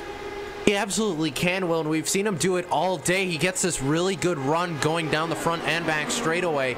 So now the 10 going to go by here, and they're just going to swap positions for a bit. But Holgate, Demerit, those two are really foils. Cautions now, big wreck behind. I'm seeing smoke. I believe it is Stefan Remedy, the 20. Well, caution number 4 of the day, big wreck then. Let's ride on board briefly with Stefan Remedy. Looks like it might well be a solo car incident. No, Niles. Niles Anders. Well, there is Niles Anders coming in towards turn number 1. Super late move. It was actually. As Remedy then turned upside down as a consequence of that one. We'll see whether we can get a look on board with Niles Anders as well at some point in a moment. But a wicked crash there for Stefan Remedy, and I don't want to labour on big crashes right now for obvious reasons, but we're going to have a look then on board with Niles Anders, lap number 107 of 200, and that one was on board with that driver of Niles Anders in towards turn number 1. You would argue that maybe Anders was just a little bit late coming in towards that first corner there, but Tim Holgate then, caution number 4 of the day, lap number 107 of 200, Cisco. Yeah, and for Holgate here and Demerit and those guys up front, you have to start thinking these guys have been racing really aggressively now, so I'm wondering, what does the strategy look like? Are they racing because they know they can make it? And at what point do these guys think, okay, we've had a couple cautions, maybe I can try and cut that pit stop out? And ultimately, it's going to go from a very, very competitive race to a strategy race. It can turn just like that, Will. Once these guys hit that number, if they get like 1 lap past what a normal stint would be, they might be able to make it past 1, and they might try and save. So here we are then, lap number 107 or 200. Not many people came on towards pit road last time by. 15 laps into a stint, that's halfway, and everyone going to come on towards pit road in your top 10 drivers. It'll be very interesting to see now if anyone from the rear part of your field decides to stay out and go for it. No one in your top 10, 14, 15, 16 drivers coming in. But we've got to remember still, Randy, that even though everyone's coming in, some drivers will be far quicker on this pit stop because they came in under that last caution. And I think especially at this point, Will, because right now you're thinking you can do about 30 or so laps on a run. And actually, Tim Holgate, I think, may have missed his box again. He went into reverse for a moment, not nearly as much, but he still missed it again. I wouldn't be surprised if you see him drop a couple of spots. What happened? So many people there. They're 3 wide coming in and out of pit road. Jeff Drake will come out with your race lead there. Then it'll be Demerit. And then it'll be Brown and Trost. It's showing a little bit of odds here, but we do believe it's Jeff Drake who will come out with your race lead. We'll confirm that one in a moment's time. But there were 4 wide coming out of pit road there, Cisco.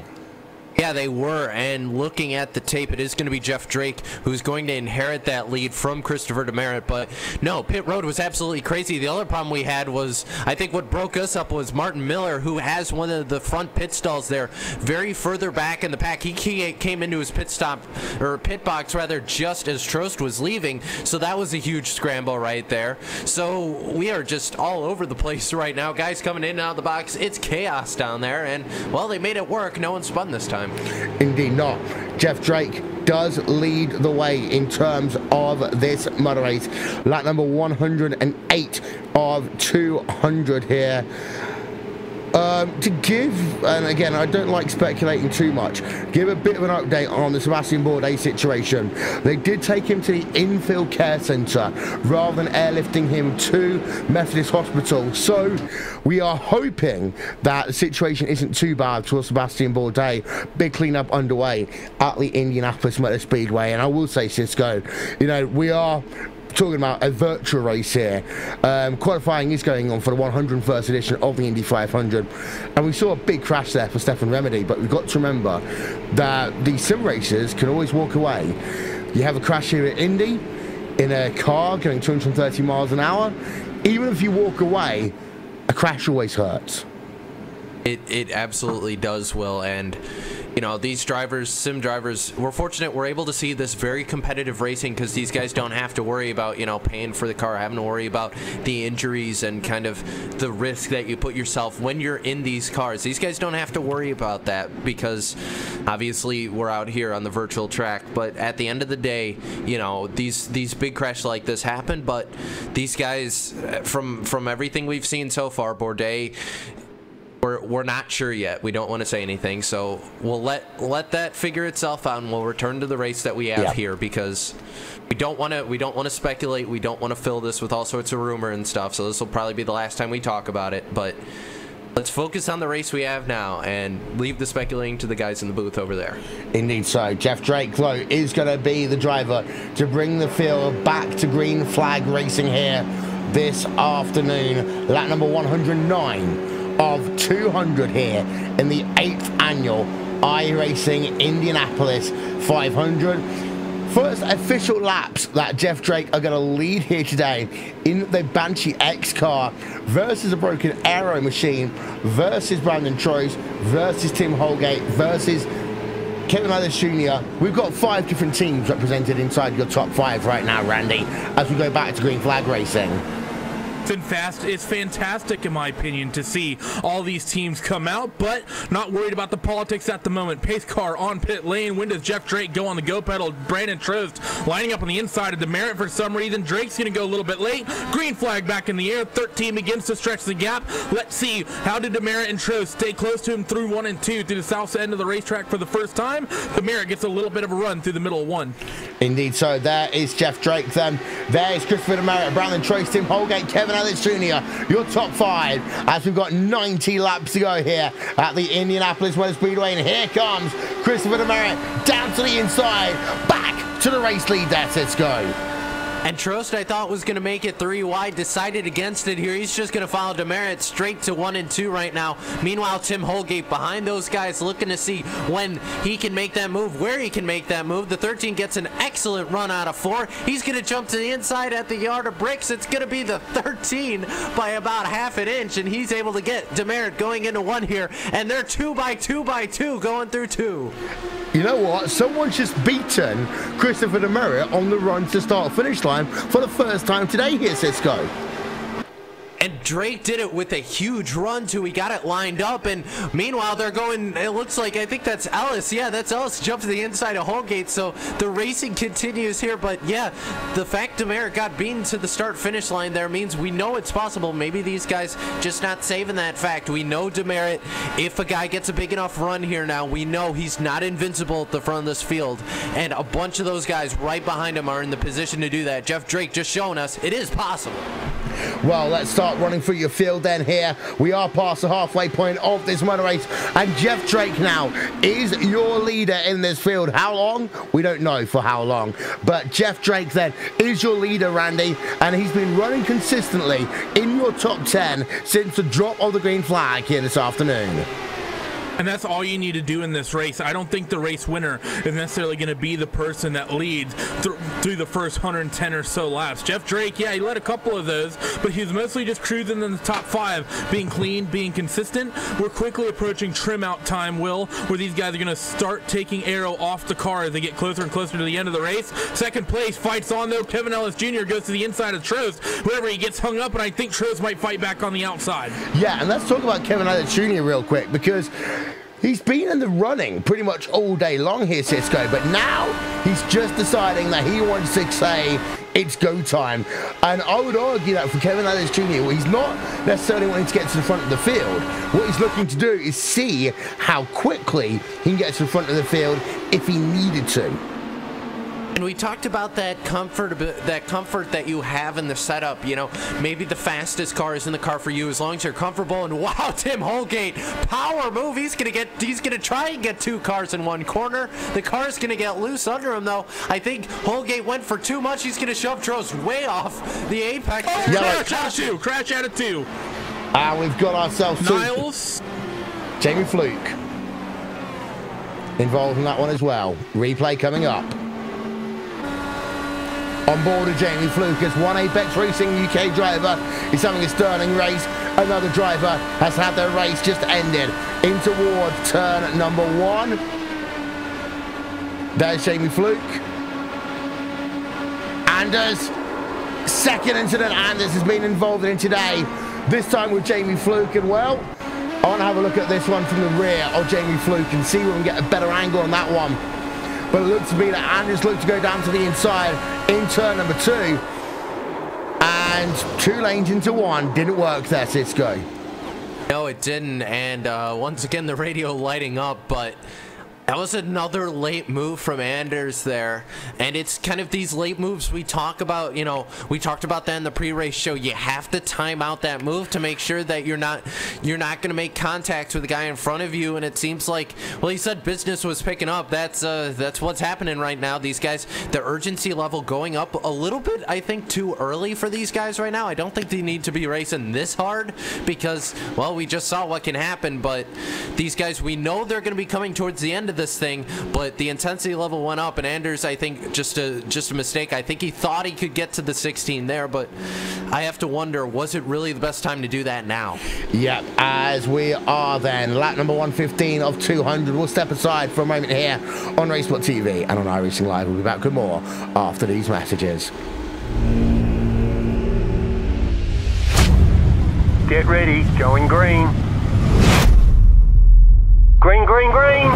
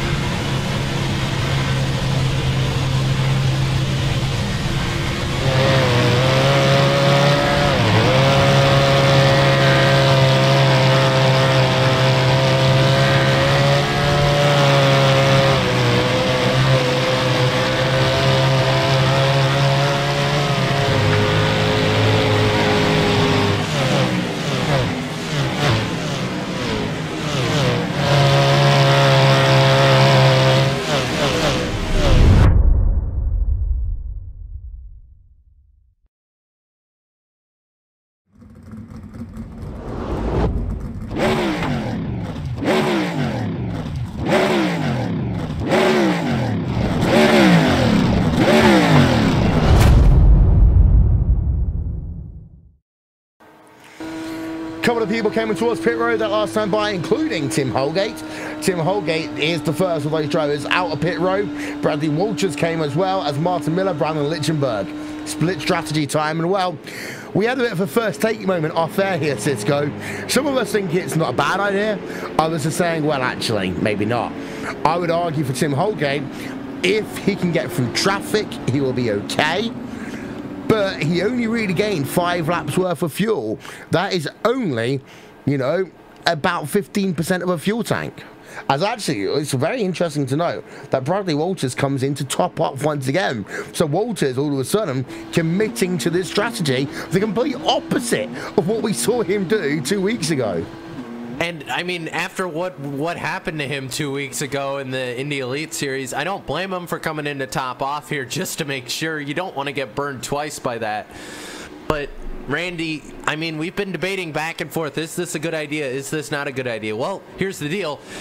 Everyone 12th place and up is 8 laps ahead on their stint, or 8 laps longer rather on their stint. Everyone 13th back is 2 laps on their stint. So you don't like it. I'm not really sure. All of us, we're not really sure. Randy, what's your take on it?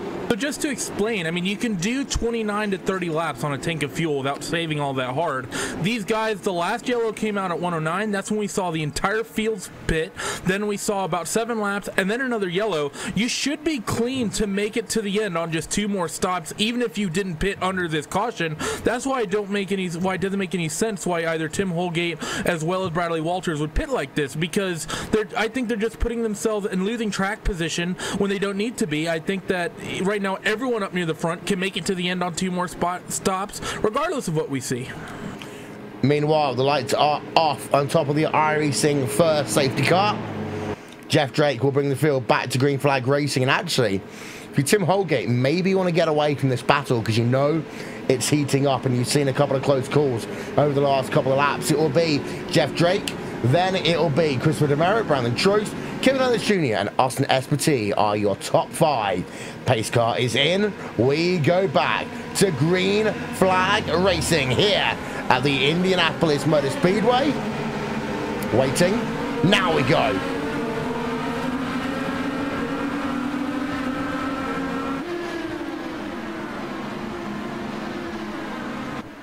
Keep an eye out on that 6th place driver, because all of a sudden Josh Grouper is there in the mix versus Austin Espartee even for P number 5 here, Cisco. And he's one of the NASCAR ringers coming into this race, part of Unacceptable Motorsport from what I can tell. So that driver, not a huge IndyCar guy, but he's coming in today, one of the ringers we talked about. Meanwhile, side by side, both him and the cars in front of him. Ellis took a look to the inside of Drake, and Drake's already lost that lead back to Demerit. Yes, so now Jeff Drake then looking 1 wide, 2 wide. Brandon Trost looking for the race lead versus Christopher Demerit. They all stay in line, and everyone was thinking, I want to have a go. I want to have a go in towards turn number 1. They all backed out of it, interestingly, there, Randy. Everyone's being a little bit calm. I think that everyone wants to do a little bit of fuel saving here because while I think you can make it to the end, I will say I do think you're going to have to save a little bit of fuel or potentially make a catch a caution. I think that's why everyone's being so patient, why Jeff Drake didn't fight so hard to retain the lead, why Trost didn't make that move into 1, and why everyone in this lead pack right now is just pretty much staying single file and cruising as they sit. Let's keep an eye out then on Bradley Walters. He's down in P number 17. He's the driver who pitted twice. But we're 3 wide for the lead. Jeff Drake goes to the inside, and he passes 2 cars into 1. Sorry to cut you off, Will. Yeah, it's Indy. It happens. Through turn number 2, they come once again then as Jeff Drake takes over the race lead once again, playing the defensive line now in towards to the north end of the racetrack, turn number 3 and 4. But we'll go back and have a quick look then at the drivers who pitted. Bradley Walters currently in P number 17 right now. You've then also got yourself the driver of Tim Holgate. He's only got 1 place from where he made that pit stop. He's only in P number 12. More importantly though, Cisco, 1.2 seconds to the driver ahead of him. Actually now Rick Music. Yeah, and he's fallen off the draft. We talked about 0.6 of a second was the sweet spot. Brandon Trost, meanwhile, going for the lead on the inside of Drake here. Trost is going to get it out of 2. And finally, Brandon Trost back up to the lead here. He's been plugging away at it for a while, and it won't matter. 3 wide once again. Demerit to the inside, Drake on the outside. And are they going to make it? Barely. They made it through 3. They do make it though. 3 wide working in towards turn number 3, 220 plus miles an hour as they'll now come down the front straightaway towards turn number 1 again. And this time they'll stay single file for the moment. Here comes Demerit, late move down to the inside over Jeff Drake. 1, oh, a little contact there. Jeff Drake and Brandon Trost. They just about survived there, Cisco. I don't know how they did it, but you said business is picking up. Well, it went off the scale right now, Will. We still got plenty of race to go, but these guys don't care. They're going at it like it's the last lap. We've got 75 plus laps to go. Now Brandon Trost going to work himself around the outside, or try to work himself around the outside of the driver of Jeff Drake as they head themselves then towards the start-finish line. You notice there's a little bit of damage on that right rear. 1 wide, 2 wide, 3 wide, once again in towards turn number 1, and they still managed to make it work. You've got to give them credit here, Randy. You've got to give them credit. This is phenomenal racing. I'm just curious which one of these three is going to give first. Jeff Drake might have to get forced into giving it. He's going to have Apex driver of Kevin Ellis Jr. behind him, but no, Kevin is not going to be close enough. Jeff is going to hold on to that third spot, but I think one of these guys has to give at some point, Will. The coming, better part of 80 laps left, coming to 75 to go. You do no need to be pushing 3 wide like this, but it's fun to watch. Yeah. As here is Christopher Demerit then, who's leading the way once again. Joshua Chin running himself just on the outside of the top 5 right now. He wants to get back in. Tim Holgate is still trying to work himself up, but he's actually lost a 1/10 of a second now to Rick Music. Tim Holgate all of a sudden needs to go and figure out his strategy, because Cisco, he lost out on that restart, and as a consequence of that, now he is struggling to even keep up with these guys ahead of him. And we talked about that 0.6 of a second. We're going to bring it up again because you have to be in that to make time, and he's not doing that right now. I mean, the cars in front of him ran a 7.19. Rick Music, who's on the tail end of that pack. Holgate, despite the fact his car may be a whole lot faster than Music, ran a 7.88 at the line this time. Music ran a 5.22 versus Holgate, who ran a 6.58. He's just losing time, Will. He's not going to be able to keep up with those guys. Well, there's a graphic at the bottom of your screen. He lost half a second on lap number 122, lap number 123, lap number 124, also losing time. He has gained quite a bit, actually, on this lap, has Tim Holgate, as the battle ahead of them caused them to slow down a little bit, but then they lose that time. And what Holgate really needs is Randy Lichtenberg to start being his dance partner, but Lichtenberg doesn't want to play that game right now, Randy. He's very, very happy just sticking behind and saving fuel. And that's perfect for him, and this is part of the reason why it doesn't make much sense why Tim Holgate went on this strategy, is because if we stay green, Tim Holgate is one of, if not the best drivers in the IndyCar business of saving fuel. We've seen him time and time again win races and win championships doing that on the ovals, on the road courses. It's just what that 10 machine does. I just think that Tim, he put himself in a bad position considering we're quickly approaching the point where you're going to want to start trimming out, and if you're Tim Holgate running 12th, you can't trim that car out, whereas the likes of Demerit, Trost, Drake, Ellis, Espity, Chin, Jensen, all those guys in the top 7, top 10, they're going to start taking wing off the car the next time they hit pit lane. Well, you could take wing off the car, however it's going to be more difficult to get around other people there, Cisco. Yeah, it is, and if Holgate's trapped back in this field, he's not going to make that much time up on pit road with the amount of fuel. Sure, he'll make up maybe a little bit because he doesn't have to take as much, but it's not, how far back is he now? It's not going to make up that much. 4.5 seconds. He's not going to make that up on pit road, so he can't take Arrow out, and as a result, he's just in a catch-22 situation. He just can't do anything. He needs a yellow. Also important to note, it takes time for the aero adjustments as well. Because it's talking about these cars, when you make the adjustments, you never want to just adjust too far one end. If you take front wing out, you want to take some rear wing out as well to maintain the balance. Same if you're add downforce. You don't want to just slam a bunch of front wing on that car, because then it's going to be scary loose. And it takes time, most notably, Will, with the rear wing to do that. And that's just going to offset Tim Holgate's fuel advantage. Yeah. Unless he's expecting all the other drivers to do aero adjustment on this next fuel run, and he doesn't do any to work himself back up through the field. Yellow comes out. This strategy is still very wide open in my opinion. Even if it's a circumstance where we're going to end up with a green flag run. And let's not forget, it's only 10 laps now until your front field are going to come on towards pit road, Cisco. So this isn't an open and shut case yet. It just isn't in the favour of Holgate at the moment. Let's check in with Bradley Walters, by the way.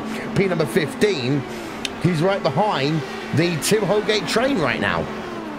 Yeah, and for Walters, I mean, remember, he came in topped off. So, I mean, he was in a position where he's up a couple more positions, but he's just at the back of this field here, or that pack, rather. So, I don't like the strategy right now, Will, but like you said, he probably won't trim out here for the rest of this race, so will he be in a better position if we get a late yellow or something like that where he can race through the field? He probably, but he has to race through 12 cars to do it. We talk about drivers wanting yellow, and of course it's always a weird thing here at Indianapolis, but sometimes drivers do bank on a yellow, and I think that's the case of what's happening for a couple of drivers right now. Top 8 then down at the bottom of your screen. Christopher Demerit leads away once again. Brandon Trost in second, Jeff Drake in third, Kevin Ellis Jr. in fourth, Austin Espartee, Josh Chin, Marcus Jensen, and Josh Cooper rounding out your top 8. Worth noting, 2 Apex Racing UK machines inside your top 8 right now, Randy. They are the best represented team. Yeah, the Apex guys are putting on a fantastic run right now, both Kevin Ellis as well as the second one with Marcus Jensen. They have been absolutely perfect all race long. They haven't pushed themselves too hard. They've been aggressive and they've been fast, but they've been smart, and for that reason, they find themselves both in the top 7 with 70 laps to go at Indy. But we should be surprised because an Apex driver has won this race before. That was Cam Stark. On board of Marcus Jensen actually right now in that number 30 machine, and he's one of those drivers, so Cisco. He can close up to the rear of Joshua Chin. Just can't seem to find a way past just yet. He can, and that's either him trying to fuel save a little bit, or he's just not getting the runs where he wants them. You got to make sure you get it kind of coming out of the corner just the right way so you're able to make that pass. But I think Jensen just fuel saving right now. As we are now way past 2/3 distance in this motor race. So, having a look back towards the front of your field, Demerit, Trost, Drake all came on towards pit road the same lap, of course, under yellow. They're all pretty much the same in terms of their in-laps and out-laps previously. I would actually have to give Demerit the advantage on that one if it is going to be a green flag run, Randy. I think it's really hard to say, because if it does stay green, you also have to think that all these guys in the draft, you think of Trost, you think of Drake, Ellis, Espartee, Chin, Jensen, they're all going to be saving in the draft right now. So even if it does stay green, even if Demerit's a little bit quicker, he might have the slightly longer pit stops, or he may even have to come down a full lap or so earlier. I think Demerit's definitely good, but it's definitely hard to say, I think, right now. Yep. As there you can see along the top of your screen, some of the retirees from this event today, of course. One driver didn't take the start, and that was the driver of Tim Doyle, the 2011 winner of the iRacing Indianapolis 500. Marcus Jensen, we are on board with him right now again versus Joshua Chin in towards turn number 1. Yeah, he's lifting off the noisy pedal, actually. I'll give you that one, Cisco. He is lifting off the noisy pedal quite a lot down these straightaways. And look at how much time, well, Espartee was kind of falling back a little bit, but all these guys, I'm assuming, now in that fuel save mode. So now we can chill for a bit, and these guys waiting until the final storm of that last 20 laps or so, last 30, 20 laps, when it's just going to go out the window and these guys are going to go all out to try and win this thing. Go slowly to go quickly. Bingo. And you know what? Sometimes there are some drivers that don't always understand that message, but it's one of those situations right now. Go slowly to go quickly at the end. As your second pack, you've got yourself Tim Holgate, Brandon Lichtenberg, Bradley Walters, Zach Winkley, and Martin Miller in that pack. Randy Krosno still tugging along the laps here. P number 17, of course, involved in that incident early on. He's one of those drivers here, Cisco, that basically has just decided, get me to lap number 185, and then I'll start racing. Exactly. I bet that's the mindset for a lot of these guys out here. They're just thinking, I mean, we saw Demerit, and I wonder if that was a little bit of testing for what these guys are going to be able to do once that last bit of racing comes. You know, Demerit, Trost, Drake, all those guys trying out their moves. I fear Drake might have shown his cards a little bit early because he's so far been the only one who's had something for Demerit at the line, but everyone else for the most part probably just testing their stuff, seeing how well can I fight up here, and so they know when this race comes to the end of it, because these guys have been single file for a while, so you want to make sure you test that pack racing setup and how your car's handling, because at the end of the day, you got to trust your car that when it's that white flag and you go down to turn 1, you don't want to hit that grass. You know what impresses me, Will, about Randy Krosno? The fact that he's able to drive this car at 220 miles an hour with a handicap placard dangling off the rearview mirror. And a Coors Light can as well, don't forget that. Yes, don't forget that. As pit road is going to be open about now, really, for these drivers. But they're on the 29th lap of a run. Of course, there's been 2 yellows in between them coming out of pit road. So realistically, 2 to 3 laps, they'll be on the lane here, Andy. And actually, be a good time to see who's been using fuel mode 8 and who hasn't been. Yeah, it's definitely going to be tight. We went green somewhere around lap 109, currently working lap 137. And important to note, we had that caution in the middle. I think you're going to see people get to about 141, 142, and by my calculations, Will, I think you're going to want to hit 142. Without saving, you can do 29 laps of gas, 29 laps on a tank of gas. If you get yourself to 142, you can make it to the end without saving. Here we are then, lap number 138 of 200 here at the 8th annual iRacing Indianapolis 500. Christopher Demerit then leads away. Of course, Demerit wins, Broken Arrow would have won their 2nd Indianapolis 500 as well. So we've got Apex and Broken Arrow going for a team 2nd Indianapolis 500. Actually, we're going to go, no, because Pavelski won. Actually, Broken Arrow is going for their 3rd Indianapolis 500 win here, Randy. I mean, those Broken Arrow guys are just so good. I mean, they have a lot of talented drivers. You think Demerit, you think Treno, you think Pavelski, and a lot of those guys are not just good in the IndyCar. Don't forget Ryan Norton, otherwise I'm going to get into so much trouble. Well, Ryan doesn't really race so much. He works on dragsters these days because his kid does the junior dragster. Yep. But I mean, Norton's really good too. Of course, one of the we'll say one of the OGs of the IndyCar community. I mean, there's a lot of experienced guys on that Broken Arrow team. A lot of fast guys. A lot of talented guys. Not really a surprise that they end up running near the front at the biggest race of the year. Quickly approaching lap number 140. About 3 laps or so we estimate to the safe point for the fuel number. Yep. And it'll be very interesting to see whether they can make that one, or if they'll be doing a little bit of fuel saving on the end of this stint and the end of the next stint as well. And for Broken Arrow, of course, they won in 2013. Rubody Kostecki in this event, Matt Pavelski in 2016. Christopher Demerit for Broken Arrow is leading the way right now. So Broken Arrow then looking to be the first team to win 3 iRacing Indianapolis 500s. Apex Racing UK, they've got Kevin Ellis Jr. currently running himself in the 4th place. They are looking to win their 2nd iRacing Indianapolis 500. The driver of Tim Holgate is the only driver in the field right now who could win his 2nd as a driver, but he's currently fallen off the pace. He's in P number 11, as we have got pit stops then beginning to happen. You've got Randy Krosno and Yalvar Derry there on pit road as we speak. But that means leaders should be on pit road this time by. We're going to ride on board with Christopher Demerit. It'll be interesting, actually. If Demerit comes from towards pit road and no one else does, then Demerit might actually be struggling a little bit for fuel. We'll find out as they exit turn number 4. Christopher Demerit will stay out and do it. No, he'll come on towards pit road. Brandon Trost is going to come with him. 2 drivers, 3 drivers stay out, but half your field on towards pit road here, so let's go. Yeah, and Demerit had an excellent pit road entry, but Trost had one that's even better. You see him right on the gearbox right there, the Broken Arrow machine. They're going to look to find their pit stalls. Meanwhile, Holgate does stay out here, so for right now, Holgate's going to have the lead while he has to wait like another 8 laps or so before he has to pit. But Demerit into the box here, and up go the auto jacks here. We're waiting to see, will he lose out the position at all? We've seen him lose positions on pit road. Cars coming out behind him. Survey says he's going to leave. No, he's going to be fine. And Trost is going to lose a ton of time.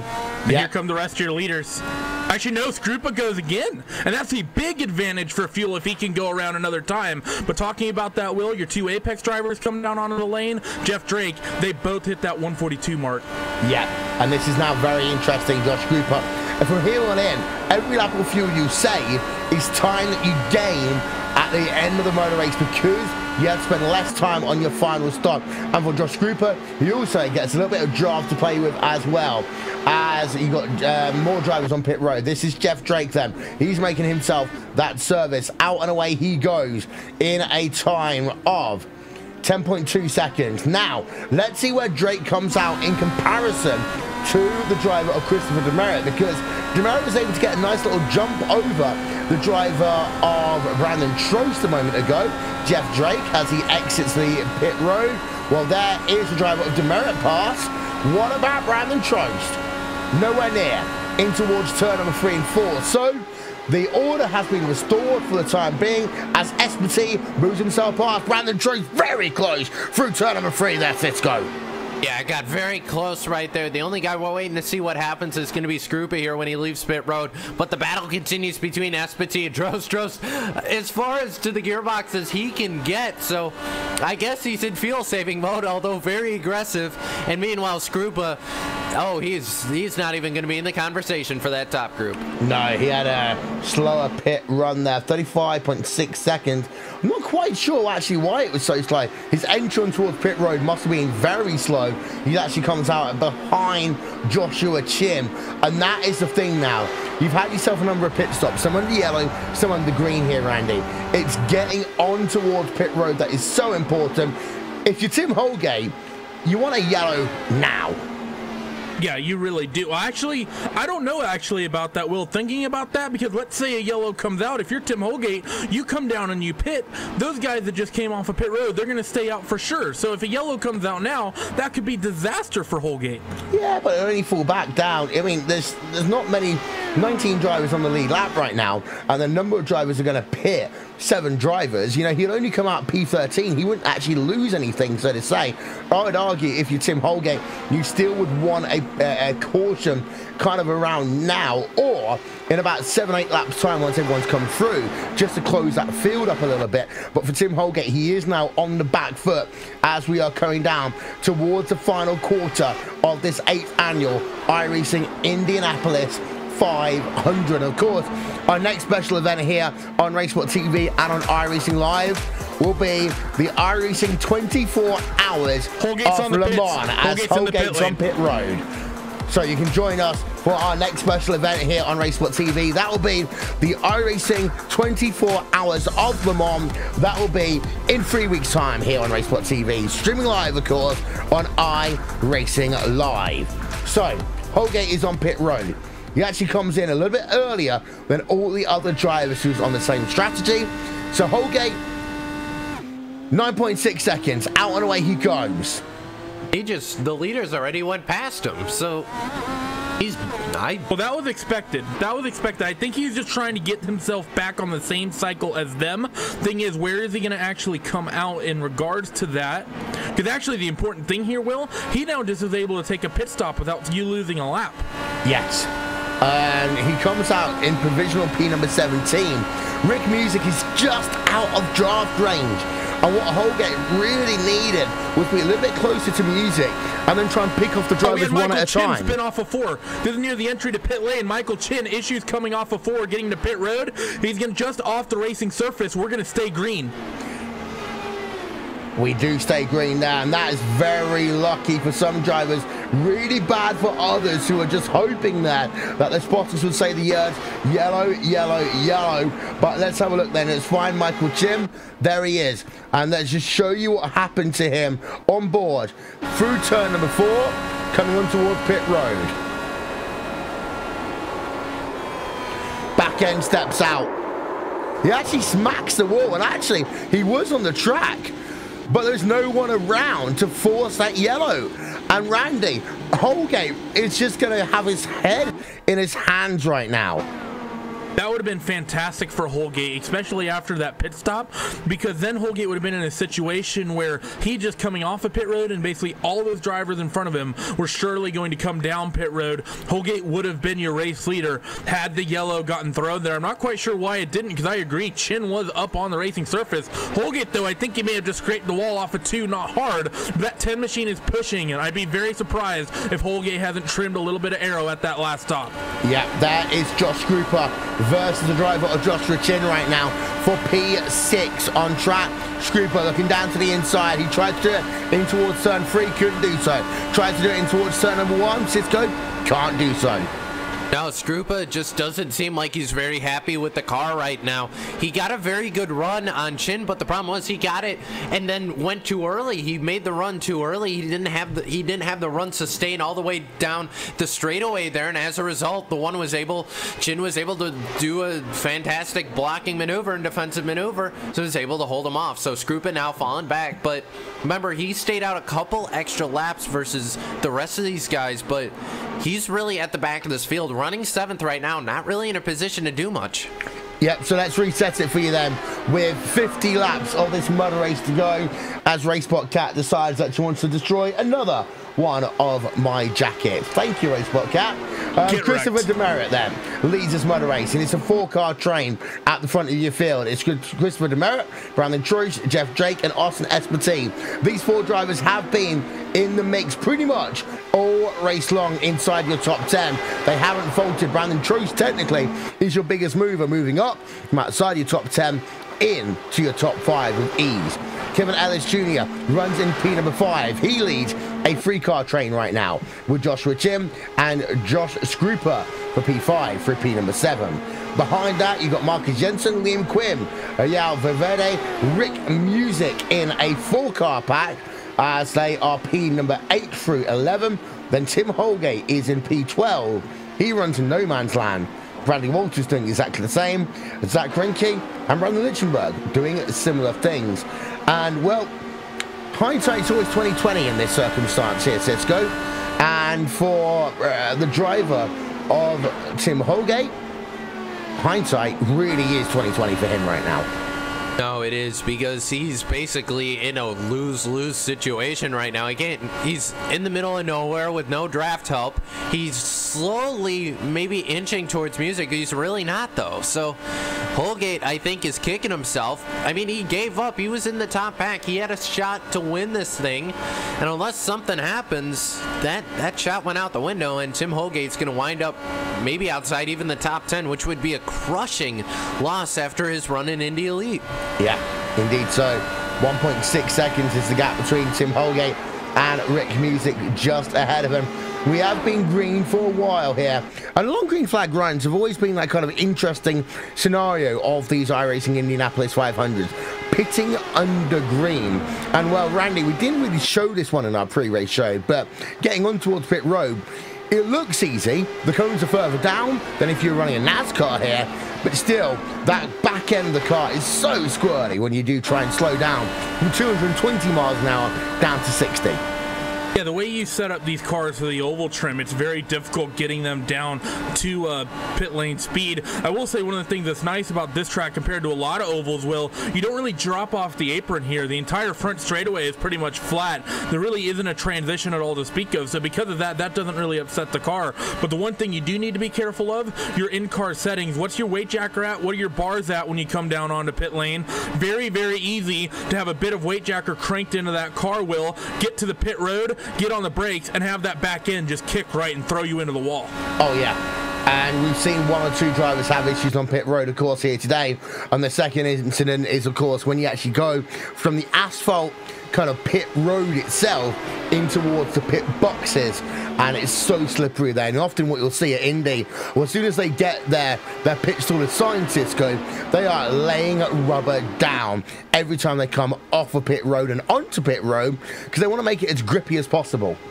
Absolutely. You can see the tire marks on pit road already from the couple of incidents. I mean, we've seen 3-4 wide on pit road here. So, I mean, these guys definitely have been very aggressive on pit road, but we're coming up to, well, we call it the money stop, because this is the one you have to get right, Will. And if Tim Holgate was in this pack, you know, he's a guy we've seen miss his pit box a couple times, and Christopher Demerit's he's been decent on pit road, but we've saw him lose a couple. We've seen him lose the lead rather on pit road a couple times, so you have to go through your mind, this has to be the best pit stop you make arguably this year. Well, Joshua Chin has been the fastest driver in recent laps. Brandon Trosto down to the inside for the race lead over Christopher Demerit. So Brandon Trosto all of a sudden wants to lead this motor race, Cisco. He does, and interesting strategy from Trost. Maybe he hit that fuel number, decided, all right, time to go build that gap. So I would assume that's the game plan for the 14. Demerit gonna come to the gearbox, not going to be able to do anything with him right here. So I'll have to see, does Demerit go on the offensive? Is he at that fuel number, or is he going to save now? After just cycling through your field there, showing you some of the battles that are going on inside of your top 20. We have still got, by the way, 18 drivers on the lead lap, Randy, and that's a good thing to see. Of course, it will narrow the strategy opportunities in the last 45 laps of this motor race, because with 18 drivers on the lead lap, you can't do what Tim Holgate tried to do earlier on and play the strategy gamble, because you will lose too many positions. Yeah, this field has been really, really competitive. You say 18 cars left on the lead lap. The gap between them and the next car that's a lap down is Henry Bennett, or the last car on the lead lap, I'll say. I mean, that's half a lap roughly, and then Randy Krosno is about 12 seconds ahead of him. So really, the top 17 separated by 16 seconds. Basically a car every single second on the racetrack, except it doesn't quite work out that way, what with our 4-car pack up front. Strategy decision is going to be intense, I think, at this final stop, with the field being so critical. And actually, talking about pit stops, Will, it's easy to drop 1 or 2 seconds here. Let's say you're Marcus Jensen running in 8th, you drop 3 seconds on the pit lane, you drop back to 12th at Tim Holgate. Yeah, so this pit stop coming up in about 11 laps time is going to be critically important for these drivers. There is Tim Holgate. He has, by the way, closed up that gap to Rick Music a little bit. Not enough, realistically. It's just under a second. He needs 0.3 of a second more, and then he'll get the draft. And that draft will help him so much here, Cisco. As Music going side by side with Yalva Verde, that's actually really now going to help Tim Holgate. Yeah, and if Holgate can sniff even a little bit of draft between those two, they're already single file now, but I think it was enough for Holgate to get in range. Yes.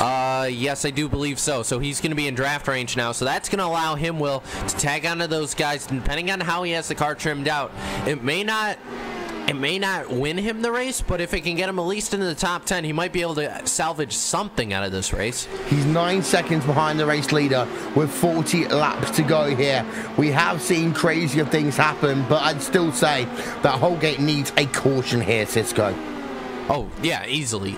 He needs a caution. He's too far back right now to do anything under green flag. He'd need a caution, and dare I say, he needs something probably to happen to guys in the top 10 before he had a realistic shot at winning this. I mean, we've seen Tim Holgate drive the wheels off a car before, but as it sits right now, even if he gets to maybe 10th, I don't think he's going to be able to get through the field in enough time. No. Brandon Trost versus Christopher Demerit. They are on lap number 19 of their run right now, Randy, and that means 10 laps to go till pit stop time. Yeah, it's tight. 9-10 or so laps to go. Demerit's working lap 162. What we're looking for is how close can they get to the number 29. 29 is a for sure thing. You can stretch 30. It depends a lot on the setup, depends a lot on the driver. You might have to save to get there, though. There's going to be a big advantage based on who comes down on lap number 70 compared to 169, who comes down on 171 compared to 170. Caution out there on the racetrack, and we're 8 laps short of the mark. Well, this will help 1 or 2 drivers big time, and I'm trying to work out who it is. I think it might be the driver of, no, it's not Michael Chim. We got an update, anyone? Oh, it's Yao Verde there in the number 32 machine, and it's a single car that was right incident. Next to Holgate. It was, as we're going to ride on board of him through turn number 1. Holgate just making the way past, and then Verde pushed up into the wall in turn number 1. Hello, turn 1, my old friend. In Tim Holgate's case, literally, because he's now just been gifted an opportunity.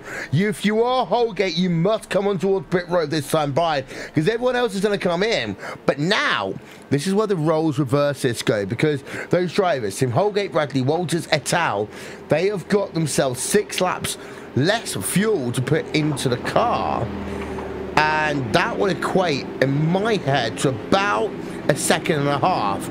Perfect. They need to bunch this field up as much as they can, and then basically as soon as they get towards pit road, they've got to not slide through their pit box. If you're Walters or you're Holgate and you slide through your pit box, game over right now. But everyone is short. Let's not forget that. Everyone is short. Oh boy, so I'm sure all the crew chiefs, everyone up in the boxes for these guys, they've all got the calculators out wondering, yeah, I'm sure even the drivers have it brought up, the calculator. How long do I have to go? Apex stays out. Okay, so some people stay out. That is Kevin Ellis Jr., Marcus Jensen, Liam Quinn. They all stay out. Tim Holgate stays out as well. This is on the assumption that everyone's going to have to make one more pit stop here. It's a very, very bold move here, but a few of your drivers have decided to stay out. They are Kevin Ellis Jr., Marcus Jensen, Liam Quinn, Tim Holgate, and Zach Rinke right now. Brandon Trost, the first of your drivers, then off of pit road, Christopher Demerit, Jeff Drake, then Austin Espenty, then Josh Chin. So actually Trost, again, the fastest on pit road, Randy. Well done by Trost. He's been absolutely flawless on pit road all day today. The thing I'm thinking, though, Will, those drivers that came down pit lane, hopefully they noticed the number of cars that decided to stay out, because they have 4 cars that they're going to be, 5 cars that's going to be starting behind. That means that if they trimmed out at this stop, which, let's be honest, this is going to be the point where you want to take as much of the air off the car as you can, last full stop of the race. If they trimmed out, they're going to be struggling with the dirty air. Yeah, indeed so. So we're going to have ourselves then a restart with just under 35 laps to go here on RaceSpotTV. Back with more in just 1 second. Watch Ernie, go, go, go. Car right, car right, car right, car right. Watch him, watch him, watch him. Damn it! Get ready. Dude, more heads up in that. Jeez. Right on the back wing. Can he make it happen? Push like hell. We gotta stay in front of these guys. Both drivers on the push to pass. Contact in the pit lane. All right, 60. Let that eagle fly. What do I do? What happened? Push here. Push hard. Let's go get this guy. Car outside. We're behind you. Tell. Clear outside. Good job. Just spun behind you. I don't know if you got him or not. He got out of it so hard. Look at these guys are all over the back. Full throttle. IndyCar. In and out lap. What's next? Come and get the checkers, big boy. Oh, baby, that was good. He hit me. Inside, inside, outside, inside, outside. 2017 Verizon IndyCar Series. See what's next.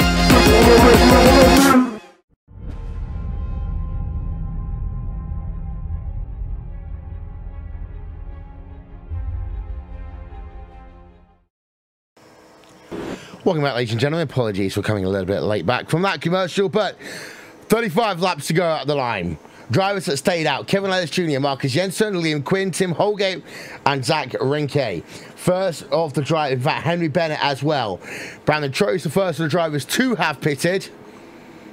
35 laps to go. Cisco, it now gets interesting. Oh yeah, and Randy and I were discussing it over the commercial break between who we think this really works for and who maybe it'll be decent for. I mean, Kevin Ellis, he's in a situation, he was up front, so he's taking this gamble. But Marcus Jensen, who's kind of in the back, this really benefits him. So it's going to be a question of if these guys get a caution, they should be okay because everyone's going to pit again. But if the caution doesn't come out, these guys might be doomed. Everyone must pit one more time, or we go into ultra fuel save mode. Pace car on towards pit road. Green flag.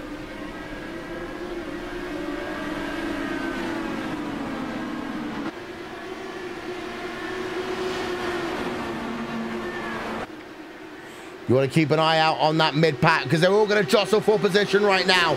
Brandon Trost, Jeff Drake trying to work themselves around Henry Bennett. Christopher Demerit does so. Brandon Trost does so. And now they work themselves forward. Or at least try and get in the draft. This is that topsy-turvy part of the motor race right now where you cannot put a foot wrong.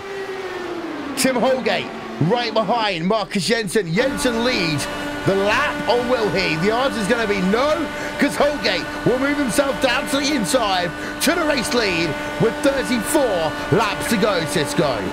And Holgate just made an apex sandwich for himself. That was pretty easy right there. Shot between the two drivers, and he's out on his own. So now Holgate, the question is, what's the strategy call? What's he going to do once he gets here? Is he going to try and build that lead, or is he just going to pray for a caution? Because at this point, Holgate probably needs one if he stands any chance at surviving the end of this. I would argue that he needs to go like there's no tomorrow, because the interesting thing to note, Christopher Demerit and Brandon Trost are currently 1 second behind Liam Quinn.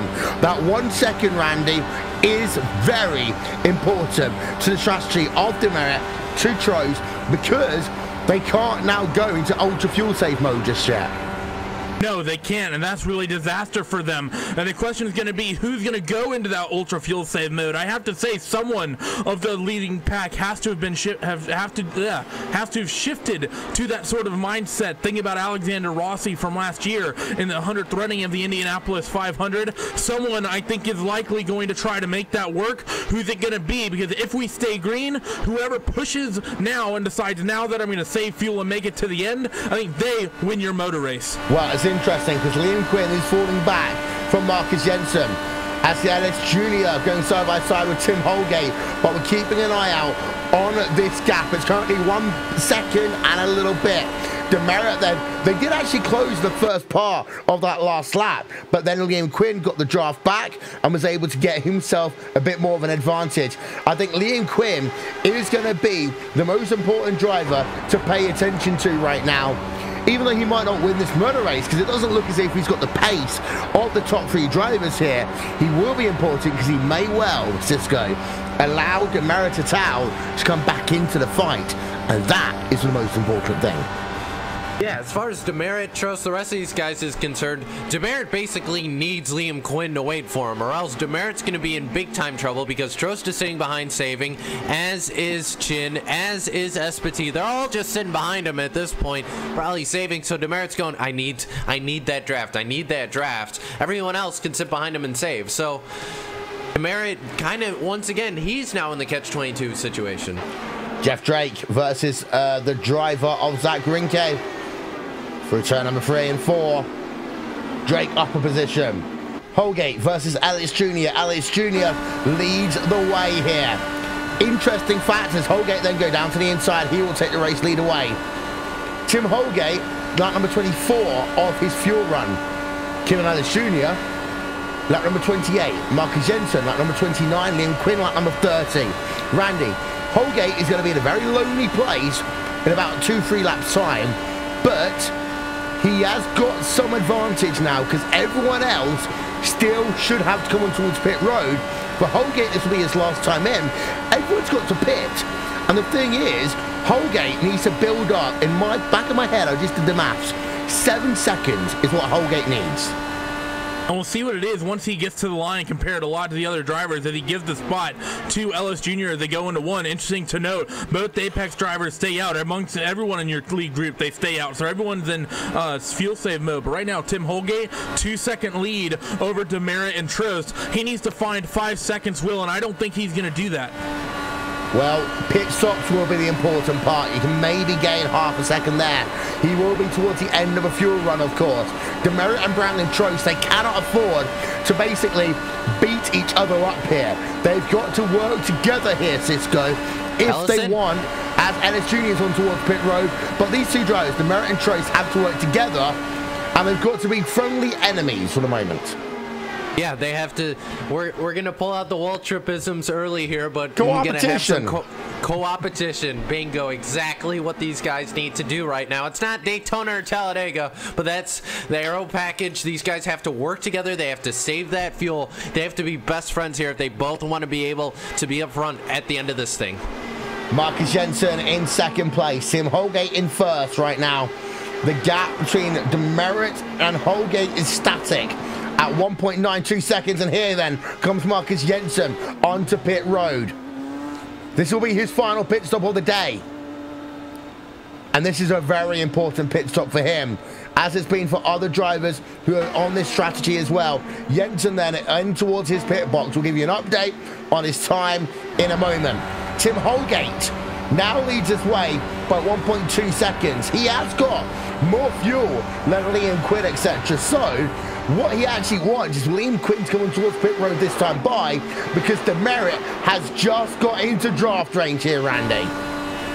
That he has, and because of that, Demerit's going to start picking up some pace. Then again, that could be disaster. Never mind, Liam Quinn comes down onto pit lane, because I'm going to be thinking, well, I think these guys likely would have been trimming that car out when they came down pit lane at that last yellow. And someone who's come up near the top 3 will essentially honorably look at Joshua Chin. He's been running 6th, running 7th all day. We get now in the last 25 laps of this motor race, that one machine is basically in a podium spot, we think, right now. Because here's the other thing to keep in mind, Will. Holgate's going to need to come down pit lane. He's going to need about 20 or so laps of gas. Everyone else behind, Demerit, Trost, Chin, even if they can't make it, they're just going to need a splash about 5 to 6. They're going to have a much shorter stop.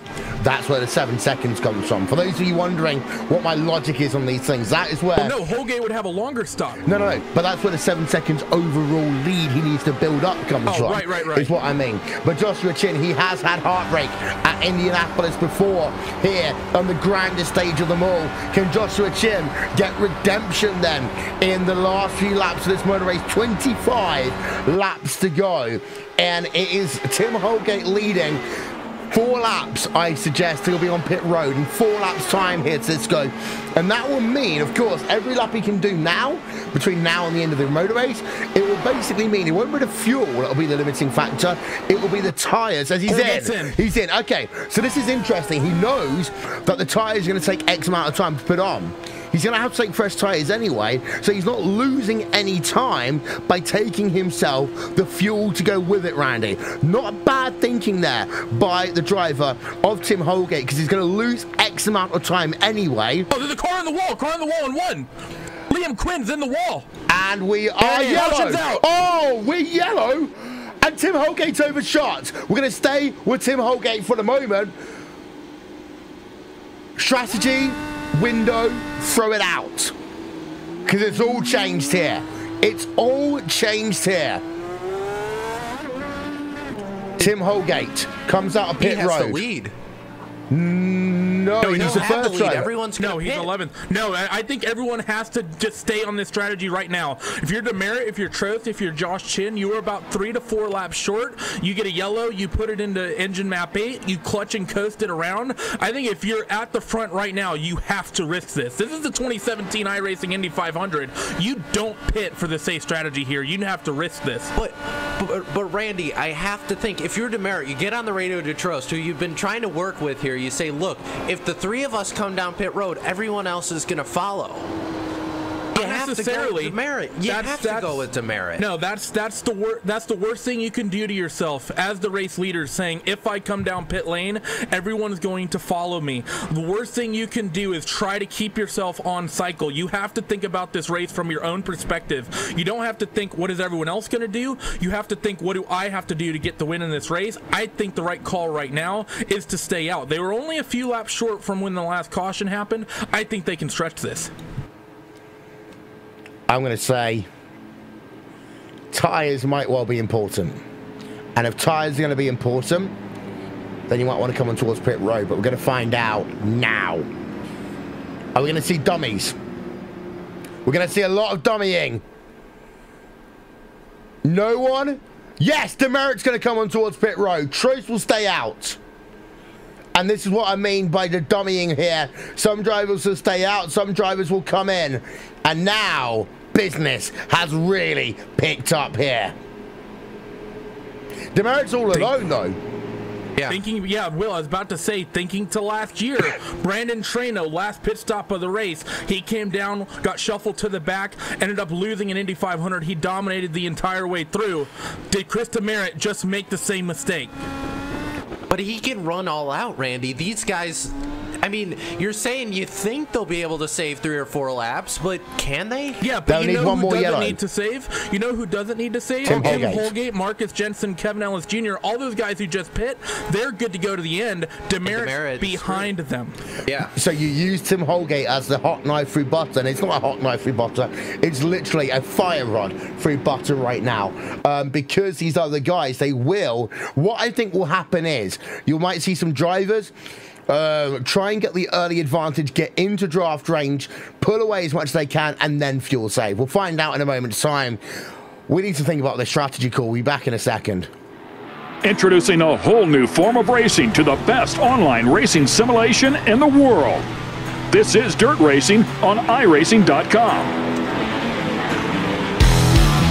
Race online at some of America's most legendary dirt tracks, including Eldora and Williams Grove. iRacing is the premier online racing game featuring NASCAR, IndyCar, sports cars, and now World of Outlaws, the leading sanctioning body for dirt racing. iRacing is easy to use and features a centralized ranking system to make sure you have the best experience at any skill level. With a massive inventory of high-precision laser scan tracks and cars with an unmatched dedication to quality and detail, iRacing gives you the most authentic online racing experience available. Thanks to iRacing's dynamic track system, developed specifically for dirt racing, tracks change over the course of a race, just like your favorite dirt track on a Friday or Saturday night. From a slick racing groove all the way up to the cushion, iRacing's dirt tracks deliver non-stop racing action. Partnered with the World of Outlaws, iRacing is your source for the most authentic dirt racing experience available, featuring 4 brand new tracks and 11 new cars, including street stocks, Legends cars, late models, NASCAR trucks, winged and non-winged sprint cars, with much more on the way. Join the Dirt Revolution on iRacing.com and start slinging mud today.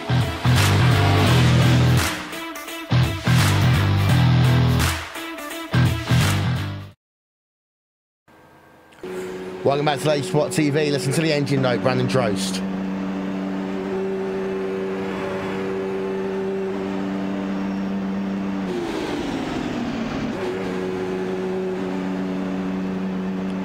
Lots of lifting, lots of coasting there, Cisco.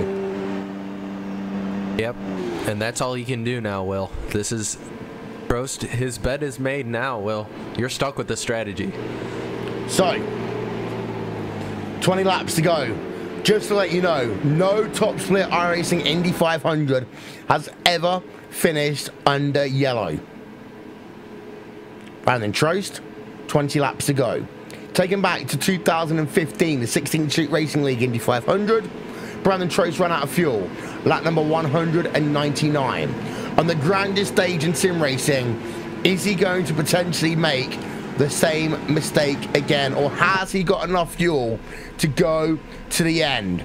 Pace car in, Trost in command of the field. Wait as long as you can. Green flag. Here we go. Look at the drivers all swarm across each other. It was almost as if you wanted to see another yellow there if you're one of the two of these drivers. But here they come then. Oh, big trouble. Yellow. Now they can make it to the end. Now they can make it to the end. In the back of my head there, Cisco, I was thinking, leaving the green flag till as late as you did, you run the risk of there being a big moment in towards turn number 1. Holgate in towards turn number 1. Then Jensen gets loose, upside down and over. Jensen out of this event. Now put the map up as high as it will go and burn that fuel, Cisco. Oh yeah, this is a race to the end, and what happened there, I think Jensen was trying to get behind Holgate on that inside line. He went down there, and I mean, all credit to Zach Ranke there on the bottom. He doesn't have anywhere else to go. He's on the grass at that point. He couldn't have given the 30 driver any more room than he did, and contact made there. So race and deal once again, but like you said, turn the map up to 1 now. Throw all that strategy out the window. This is a race to win. And, just to let you know, Tim Holgate P7, Martin Miller is all of a sudden in P number 6 here, Randy. That is worth thinking about. We talked about that earlier in the show. I talked about Martin Miller, and I said Martin, even though Martin may not be one of the quickest drivers in the IndyCar, he's one of the smartest, and he knows how to get himself in position when he needs to be. Here, tail end of the race, we haven't seen him up front since the start of this race, Cisco, knocking on the top 5, and Martin's an expert at saving gas as well. It's going to be interesting, though. What can Tim Holgate do in dirty air? We haven't really seen him be successful the last handful of laps here. Christopher Demerit as well. We haven't seen him run in dirty air all race long. He's been in the top 3. What can those drivers do? Will they be able to get to the front and fight with Trost, Chin, Espity, and Drake as they fight for this race win? I think they're certainly going to try, Randy. I mean, these guys, this is the Indy 500. Is Lichtenberg actually going to come down pit road here? What? So maybe, yeah. Why? He just pit. Unless he's short. No, he was actually better by a lap to Trost and everyone else. Unless he didn't take as much fuel, Randy. He may have short fill, but why wouldn't you short fill if you're that close and you're going to end up in a, I don't know, this decision by Lichtenberg is confusing to me. And he's pretty much filling up too. That was a long stop. I'm not sure. Did he maybe get a black flag on the restart? No, because no, you can't take that on yellow. Yeah. I'm not quite sure, but Lichtenberg then, Broken Arrow's chances of winning with Lichtenberg is over, but Broken Arrow's other chance for Christopher Demerit, now down in P number 10, and there is your field behind the iRacing first safety car. Brandon Trost, Joshua Chin, Austin Espity, Jeff Drake, Martin Miller, Tim Holgate, Kevin Ellis Jr., Zach Grimke, Henry Bennett, Christopher Demerit. Anyone brave enough to say that they know who's going to win this motor race yet? A human being.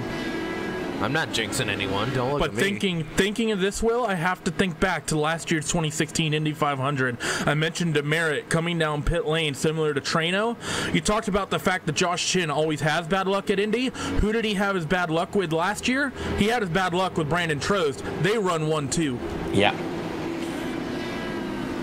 Any of these top 10 drivers are easily deserving winners of this, the iRacing Indianapolis 500. I also have to say, this is the longest Indy 500 we've done since 2013 as well, in terms of yellow, Cisco. So, you know, in terms of the mental and physical fatigue, you know, yeah, they get to relax in the yellow, but, you know, these guys have been racing now for getting close to just over 3 hours.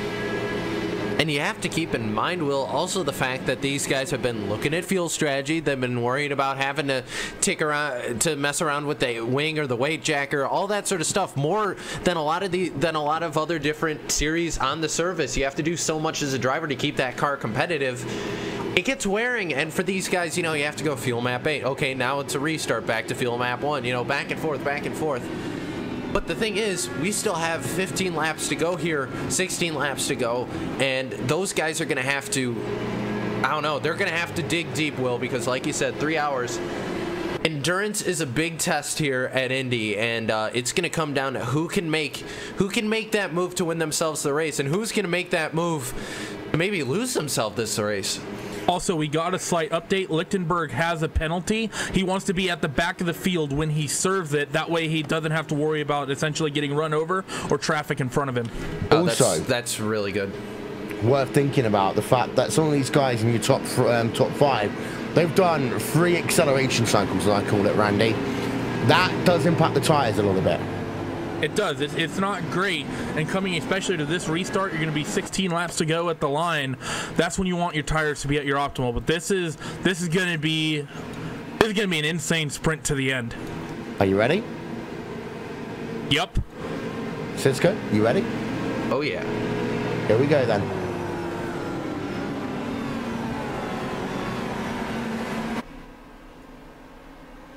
Pace car in.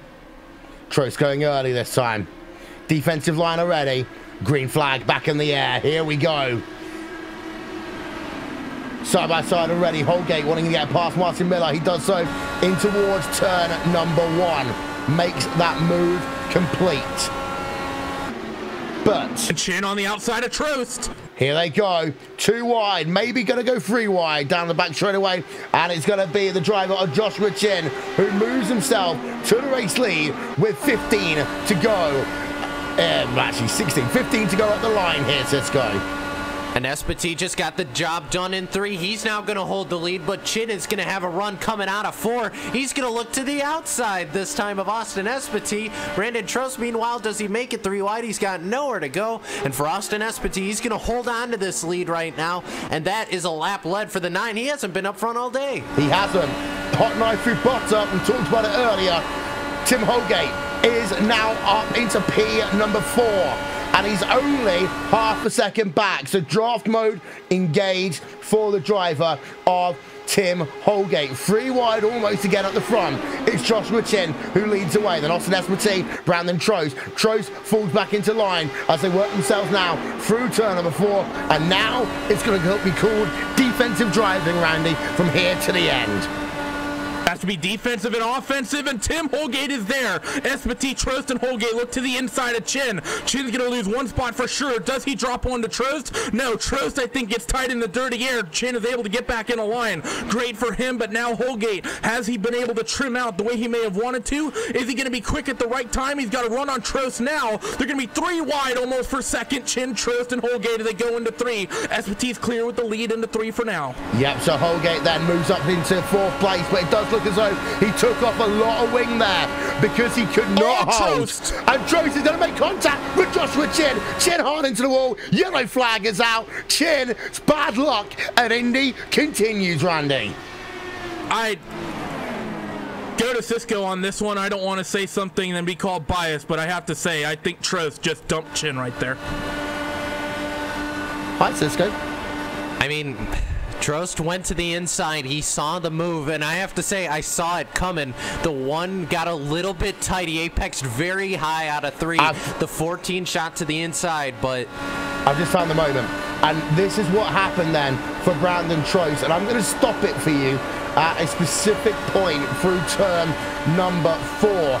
And that's here. You see, you always want to go as far down to that curb as you can, but never touch that curb. Because of that, you notice that he's got those left wheels on that curb, Cisco, that unbalanced that race car and then pushed him across the racetrack into Joshua Chin. And it was just too low there running for Brandon Trost.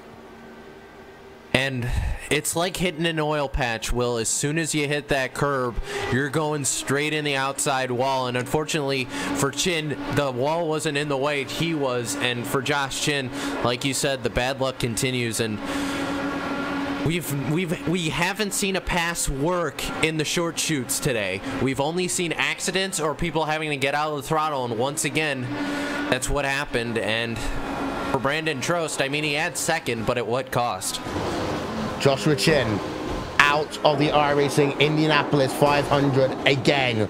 And that is not the situation he wanted to be in. And again, Joshua Chin has run so well for the first 85% of the race on so many occasions, but he's had it go to the end. Now, this is one thing I said earlier on, Cisco. We've never had one of these races finish under yellow. But the way this race has been, you got to start thinking, I want to be leading the race in lap number 196, just in case. And I think the guy, I'm looking on the 14 right now to see what sort of damage he has. A little bit on the side pod there, but actually no, he might be fairly clean in terms of damage-wise. I was worried he might have wing damage. Not going to be the case, though. I still have to say, though, I think the guy who we have to watch out for is the 14. Or not the 14, the 10. Because, I mean, talk about a guy, he's charged through this field, Tim Holgate. We saw him making moves. He's going to have the run here. I don't think Espati's going to be able to hold the lead from the lead. And I think Holgate's going to be the guy who's going to be able to lay back, maybe get the huge run and try and take the lead here. And after that, if there's anyone who's going to defend the front position on the Indy 500 on iRacing, it's going to be Tim Holgate. Kevin Ellis Jr. runs himself in 4th place right now in the Apex Racing UK machine. Actually, just having a look, is that damage to the front wing of that car? Or is it just a weird camera angle? Of whose car? Kevin Ellis Jr. The left front is tweaked. Yeah, I see scuffs on the left There front. was someone in the comments I said, I think it may have been Fluke or it's Pash Gergis, probably hanging out with the Apex guys in TeamSpeak. Apparently they got a piece of it. They're not sure how it affected the car because they had to slow down. You know those times when actually commentating a race, you almost want to say absolutely nothing because all the on-track action is going to do the talking. I think that's what we're going to have in the last 10 laps here, Cisco. It absolutely is. I mean, this is crunch time now, Will. I mean, we keep turning up the intensity. Each of these yellow flags, less laps on the board, and, you know, you're running out of time to make that move. It's the Indy 500. This isn't a series thing, Will. This is one race. And you want to win this one race. And remember, keep in mind, Tim Holgate, the only driver in this field who has the possibility of winning 2 of these things. How much is that of a motivator? You've got history, you've got your first, you've got destiny, you've got so many different things going on in these final laps of this motor race. And well, Martin Miller in P number 6, he didn't make much there out of this. But it is worth noting, of course, that Tim Holgate has got the freshest tyres of the bunch. That, well, could be important for this. So, here's the situation then. 190 laps scored complete in the 2017 iRacing Indianapolis 500. Austin Espartee leads away from Brandon Trost. Tim Holgate in 3rd. Kevin Ellis Jr. in 4th. Jeff Drake, Martin Miller, Christopher Demera, and Rick Music. Tim Holgate running in 3rd place has the chance to make history, being the first driver to ever win 2 iRacing Indianapolis 500s. Only 2 drivers in the field had that opportunity, the other being Tim Doyle. Didn't start the motor race here today. Brandon Trost has come so close to winning Indianapolis 500s before, but he's never been in this situation on the grandest stage of all. Austin Espartee is the driver who'll bring the field back to the green flag in the number 9 Team Afterburn machine. Pace car on towards pit road, and let's let them rip with 10 laps to go in the 8th annual iRacing Indianapolis 500. Green flag in the air once again here, Andy. It's a good start out near the front right now for Austin Espartee. Gets a good gap. Trost and Holgate, though, they're going to be fighting as they come off a 2 and down the back straightaway for sure. Holgate looking for clean air. That 10 machine likely trimmed out in a spin. Apex driver round 3, 4 cars involved. Martin Miller, big incident inside of 10 laps to go. We go back to yellow. Let's get a replay. This is into turn number 2. And that was Jeff Drake involved with that. One of the Apex Racing UK machines. Martin Miller. So actually 2 teammates there when Jeff Drake and Martin Miller involved in that one. Down into turn number 2. That is a number 3 machine involved in that one as well. Kevin Ellis Jr. At one point, we thought he was odds-on favourite to win this motor race, Cisco. Now he's on pit road. Gutted. And you see Jeff Drake, when he went into turn 2, you saw the left front wheel chatter ever so slightly. He hit a little bit of a bump just below that white line, and that's all it took. The car started to head up the racetrack. It wasn't in the comfort zone, and Kevin Ellis, wrong place, wrong time. Game over for that Apex driver. And as for the 8 of Martin Miller, he had a potential to come out of nowhere and try and win this, and he ends up in the catch fence. Day is done for the 8. Right, there's a replay then, on board with Jeff Drake. There, he just hits the bump, and that pushes him up a little bit on the racetrack. Nothing there Kevin Ellis Jr. could have done. Nowhere in the wrong for him.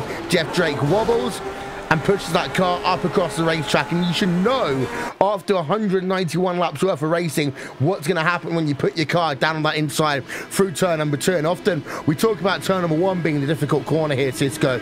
It is turn 2 that honestly is the toughest corner around this racetrack because of that inside there between basically that white line and that curb. If you get it wrong, you end your race, but you also take someone else well for you. And now we reset the field once again. And Demerit finds himself 4th. Yeah. He might have just gotten himself back into that with that caution, Will. Yeah, he's really, really lucky, actually. Because we've only really now got ourselves 10 drivers on the lead lap. I mean, the crazy ones would say, well, who's going to come in and take some tyres? Randy Crosnow's just done that. He's in P number 11. You've also got yourself Henry Bennett on pit road as well. Just in case tyres work out well here.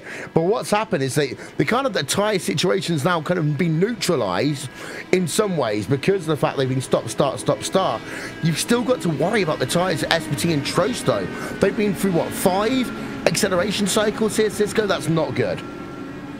It's not good, but I have to think, if you're Brandon Trost, you're Austin Espity, you don't care about the tires anymore. You don't care. They could put squares on the wheels and you'd still be trying to win this race, because for these guys, all that you have to think with the planning, we're going to come to the green flag here probably with about 5 laps to go, and that means you throw it all out the window, Will. You will drive as hard as you can push that car, and probably a little bit harder to try and win this, because as Evan would say, we're in the time of no return here. If the yellow comes out, this is over, Will. Yeah. Basically, from the point that we go to green flag racing again, Randy, if a yellow comes out, the race is over. I think there's like a 1-lap window, so yeah, you guys are basically spot on here. It's going to be rough. I don't want to see one end under yellow for sure. That'd be a disastrous train of green flag finishes to end. But at the same point, who's it going to be? 4th, 5th, and 6th just wrecked, and Demerit was running 7th at the time. He got bailed out. Jeff Drake is still out there with a little bit of front wing damage, but he's quick all day. Rick Music, Josh Skrupa, they've been in the mix at times. And then, of course, everyone in the top 2, Brandon Trost, Tim Holgate. This is going to be one heck of a run to the finish. Austin SPT as well, of course. Well, on fresher tyres, you've got to ask the question, do Holgate and Demerit try and work together, Cisco, to get past SPT and Trost and then battle it out at the end? Or is it really now every man for themselves? Oh, it's every man for themselves now, Will. It's the 500. Okay. We've got ourselves to run through the retirees then. Martin Miller, Kevin Ellis Jr., Joshua Chin, Marcus Jensen were the most recent drivers out of the event. Liam Quim, Yao Faverde, Michael Chin, Nars Anders, Jamie Fluke, Stefan Remedy, John Hayek Diggett, and Graham Bunyan out of the event, as well as numerous others. Tim Doyle did not start the motor race here today. When we go back to green flag racing, there'll be 6 laps to go in the 8th annual iRacing Indianapolis 500. And well, we've learned today that pretty much anything can happen, and anything can easily happen in the last 6 laps of this motor race. So we've been building and building and building to some form of a crescendo. That crescendo is going to have to be now, because someone's going to have to win this motor race. Some hearts are going to have to be broken. One driver is going to be able to drink the sweetest milk in sim racing, but only one of them can do so. Austin Espity, number 9 machine, has never won an iRacing Indianapolis 500. Same with Brandon Trost. Same with Christopher Demerit. Tim Holgate has. Has he got the advantage having been in this situation before? Or do the other guys just want it just like a little bit more here today? Pace car, pit road. 6 laps to go, and they start now, and Espity gets a pretty good start there. Demerit was caught napping a little bit. In towards turn number 1 they come. High side, Tim Holgate, Brandon Trost through turn number 1. Still side by side through turn number 2. Holgate can't complete the pass, and that allows Demerit to come on the attack. And you see Trost playing the ultra defensive line, but he's got to be careful now, because if he does that for too much longer, as they go 3 wide, and a bit of a bump there from Demerit. Demerit now side by side with Tim Holgate into turn number 3 here, Randy. Brandon Trost is driving ultra defensive, and I have to say, the way Trost is driving, I honestly don't think he's going to win this race. He realizes he's put himself after that move with Josh that no one's going to give him an inch, no one's going to work with him, and because of that, he has to go ultra defensive. Holgate picks up the 2nd spot, and I think Trost is going to continue to fall here. If Demerit sees an open window, he's stepping through it. A caution now will end this motor race. Austin Espity, he's going to play the defensive card. Here comes Holgate looking to the outside. Turn number 3 and 4. Don't forget, slightly fresher tyres for Tim Holgate. The same will apply to the driver of Christopher Demerit. Round the outside will go Tim Holgate to the race lead. There's going to be now 10 miles worth of racing to go as well. here we are then. Holgate leads, then Espity, then Demerit as Espity back down to the inside, in towards turn number 1, 3 wide, in towards turn number 1, Cisco.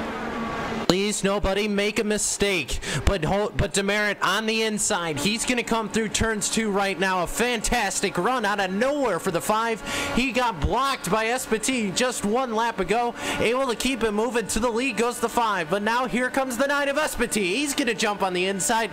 Into turn 3 goes the 9. And does he have enough to win this thing? It's a case of pick a lane. I would argue that maybe Tim Holgate has trimmed that car out too much, because Brandon Trost now looks down to his inside on the exit of turn number 4, side by side. We know that Christopher Demerit has been the fastest driver to the stripe all day long, but he doesn't make it that time by. Espity leads a lap at the line. There'll be 2 to go at the line. Demerit versus Espity as they work themselves now through turn number 2, and well, Demerit all of a sudden is in the catbird seat, but here comes Holgate looking down to the inside as well. It looks as though coming down to 2 to go, we still got a 5-horse race here, Randy.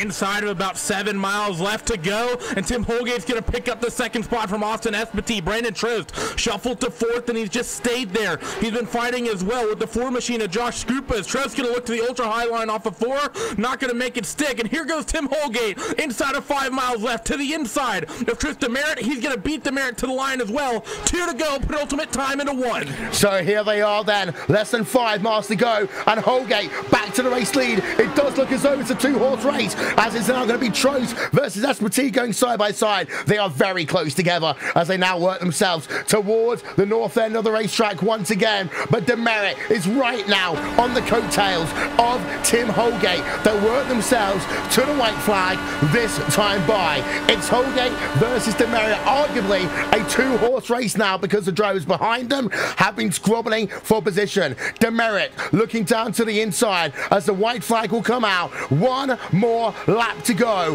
here at the Indianapolis Motor Speedway as Christopher Demerit has the race lead through turn number 1. He has the race lead through turn number 2. Can Tim Holgate do anything here as he gets himself a run through the back straightaway? They'll come for the final time, and Holgate will look himself to the outside as Christopher Demerit goes ultra defensive there on the low side. It may well cost him, because here comes Holgate. He has the outside line through the final corner for the final time. Once again, photo finish here at the Indianapolis Motor Speedway. Will it be Tim Holgate? It's going to be Christopher Demerit at the line, just costing Holgate a shot at immortality. Demerit wins his first and costs Holgate the chance of winning his second. Christopher Demerit will win the 2017 iRacing Indianapolis 500. Demerit Broken Arrow will win their 3rd iRacing Indianapolis 500. Christopher Demerit will win his 1st, and Tim Holgate at the line loses out by inches here today. But inches means nothing, and Cisco, we always talked about it.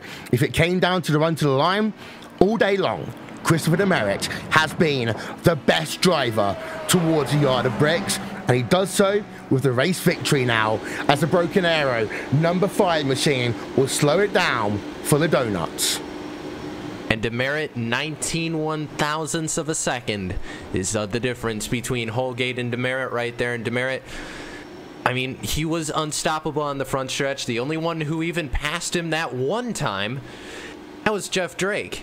He was out of this thing. Holgate did everything he could. He made the move. If the start-finish line was out of turn 4, Tim Holgate wins this race. If it was 100 feet before it was, Tim Holgate wins this race. Christopher Demerit timed it perfectly.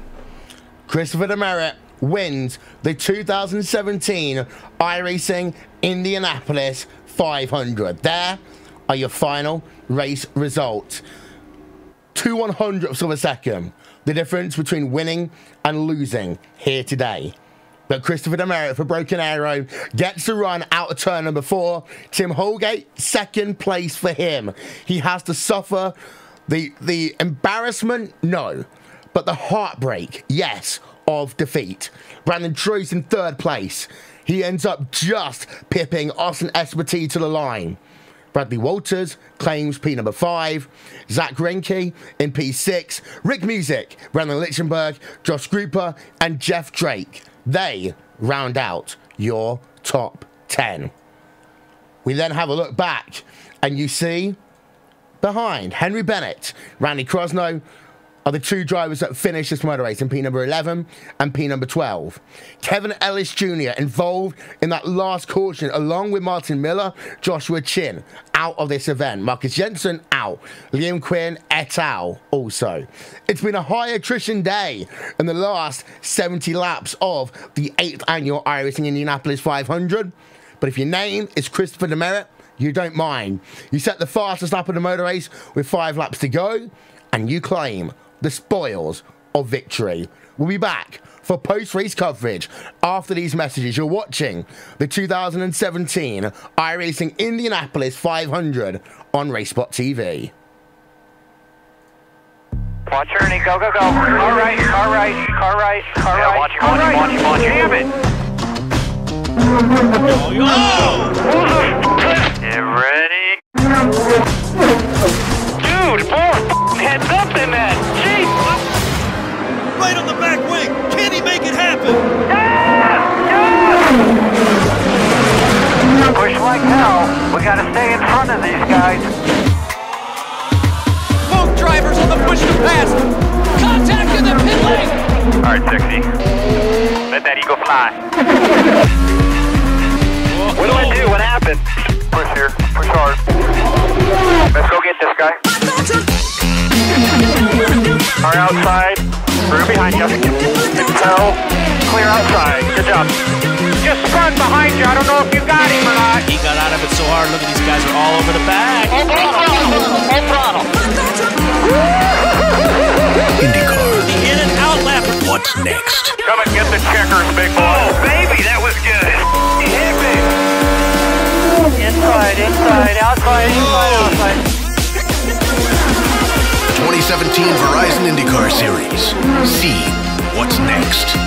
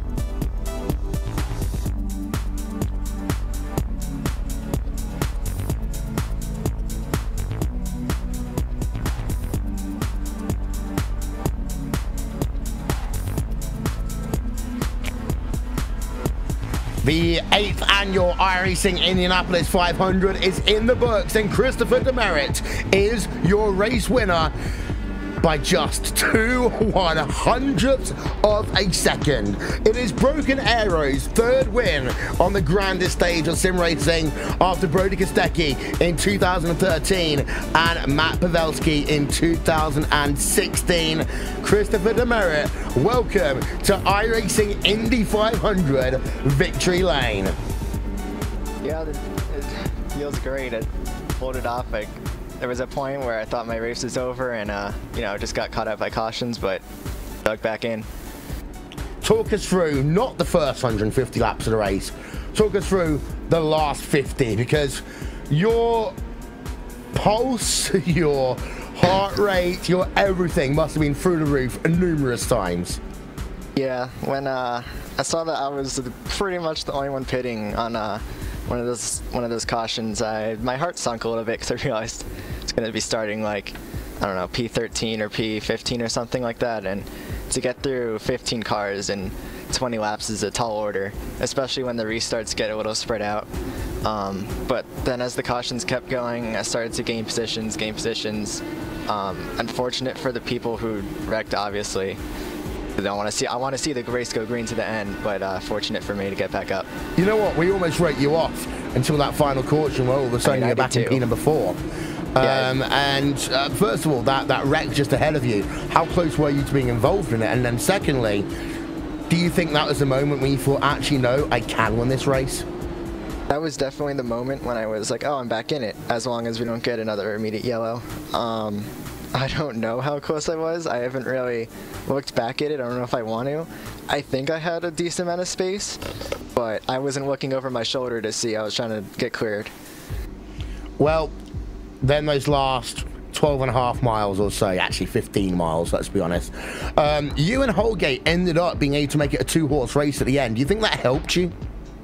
Yeah, there was on the going to the white flag, I saw that Austin was further behind, and I figured if I stayed behind Holgate until backstretch or front stretch, that would give Austin a good chance to actually get up to us.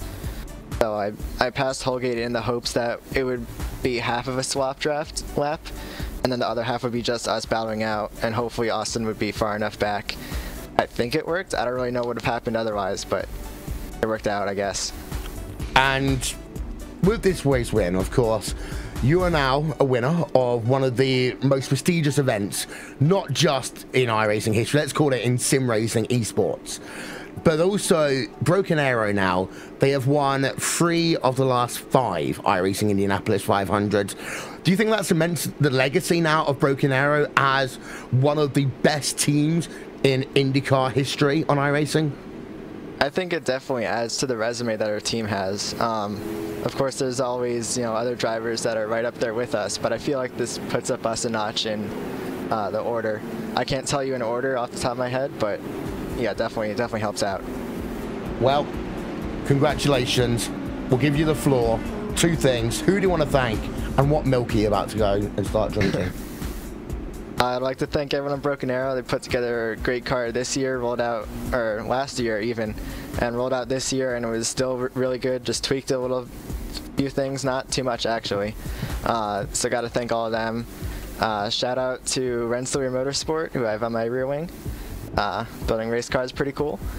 A shout out to my family, friends, Holgate for having a great battle at the end there. I think that's everything on my list. Oh, milk. Gotta go see what we have. Didn't get there yet, but we'll see. Well, off you go. Christopher Demerit wins the 8th annual iRacing Indianapolis 500, and the driver who, the most difficult interview I have to do every single year is a driver that comes home in 2nd place, Tim Holgate. I don't quite know what to say, but it was that close, 2/100ths of a second between you winning your 2nd iRacing Indianapolis 500 and us having this conversation. Yeah, it's tough to lose it that close, Will. But being up there, battling within 2/100ths of getting another win with another great driver. Having a great battle at the end, and putting on a great show. I was ecstatic at the end of that. I'm really huge congrats to Chris for getting that win. They drove great all day. I had a really good run with a bunch of guys early on up front. Then we got kind of shuffled back when we made a bad strategy call, which turned out fell our way, and then became a great strategy call. So I mean, it's a little bittersweet, but it's much more sweet than bitter, because I would rather have an awesome race and come in 2nd than have a boring race and come in 5th, or sometimes if you have a boring race and you just dominate and win it, it's nowhere near as fun. So having it inches between us at the end there, that was I don't even mind finishing 2nd for this. So it was awesome. Great race for everyone. Talk about that strategy call. Of course, we were scratching our heads for a long while. And with the green flag run we had in the middle of that race, it did seem to be that you were about to lose out. If the race had stayed green, do you think you would have been able to get back in, considering the fact the other drivers would have had to do a splash and dash and you were doing a full tank? It was going to be interesting. I knew I was going to gain up spots on the pit stops. We're really good on our ins and outs, and I knew I was going to gain a second here, a second there. But we really did lose too much time. We had the restart was a little bit rough for us. Then we got separated, and then right when we were starting to get the draft, I think a car came in and started trying to swap with us and pulled us back a little bit, and then it broke the draft. And our car was built for the draft in the beginning of the race. I think they had like 9 seconds on me when I finally came in, and that was going to be an insurmountable task at the end. So the yellow really brought us back into it. I would say it was we should have done that strategy call and then trimmed out, but the expectation was that we were going to be battling back through the field and we needed the downforce. So it was a tough call. You know, at the time I thought we needed to make a different move to try and get ourselves into a good spot, and in the end it worked out, and it made for a fantastic finish, that's for sure. So next year, the 9th annual iRacing Indianapolis 500, you're going to come back and try and become the first driver to do 2 in a row? Well, 2 in a row, you know what I mean, 2 wins. Two at all. I mean, that's what we keep coming back for, trying to get 2, 3, 4, 5. But there's some really good guys out there, some really good drivers. Those Broken Arrow guys are fast every time. They got some really fast drivers on that team, and they always come with a good car. And then there's some up and coming teams. I know Austin and a couple other guys, Andrew, are all running good. And there's always a lot of competition here. So pretty much anybody who's got a good car and has a good driver behind it, they can come in and win it. And we've been lucky to have things fall our way in several of these races, so Well, I almost know this one off by heart. I know you're going to thank Aboto, but who else do you want to thank apart from them for the 8th annual iRacing Indy 500? Well, we've got a couple new sponsors on the car this year, so I want to thank Sam Maxwell Customs for putting together an awesome wheel that I've been using. It feels great. It's sturdy. It's got all the buttons I need on it for an Indy car. Want to thank Russell Hodgkins and Z Blue Software for the Z1 dashboard. That thing is fantastic. Also running them on the car this year. Obviously, like I said, Aboto, those guys are always keeping me comfortable here. Got to thank our team, Snake Pit Racing. We put together a great car, and they did great strategy for me today. Thank you guys for putting on the broadcast, and thank iRacing for putting on the race. Well, thank you very much there, Tim Holgate, coming home 2nd place here today, while Cisco 3rd place, Brandon Trost, who again, until 3 to go, was very, very close to winning this motor race. Yeah, I've caught up with him down on pit road, and Brandon, well, you were really close there at the end. You were up there battling for it. But first thing we have to talk about is the contact that you had with Joshua Chin that caused the last yellow there. What happened? I have 1 monitor. I don't have 3 like some of these guys. And Chin tried to pinch me entering the corner, and I overreacted to the pinch, hit the curbing, and slid up. I mean, there's nothing more to really say about that. You shouldn't be pinching that hard, in my opinion. However, I admit I shouldn't have hit the curb and slid up, so I feel like it's a racing deal. So you come back to get the green flag, and you're going out there. We saw you driving very defensively. At that point, did you think you had a shot at it, or what was going through your head there once you took the restart? Once Tim got up to 3rd or 4th, I knew I didn't really have a shot at the win. Unfortunately, I have a horrible setup. It's just terrible. So I was relying on using a ton of downforce to try and win. And strategy was stay behind Demerit the entire race, but unfortunately the way it played out, I wasn't able to do that. Still, you come home 3rd, you are on the podium. I mean, it's not what you wanted, but at the end of the day, you still got 3rd. You happy?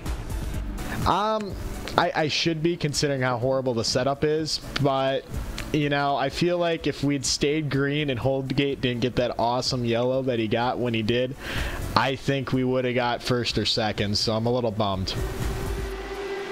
Well, Brandon, you finished 3rd. Sponsor shout-outs. Who gets it done for you and the team?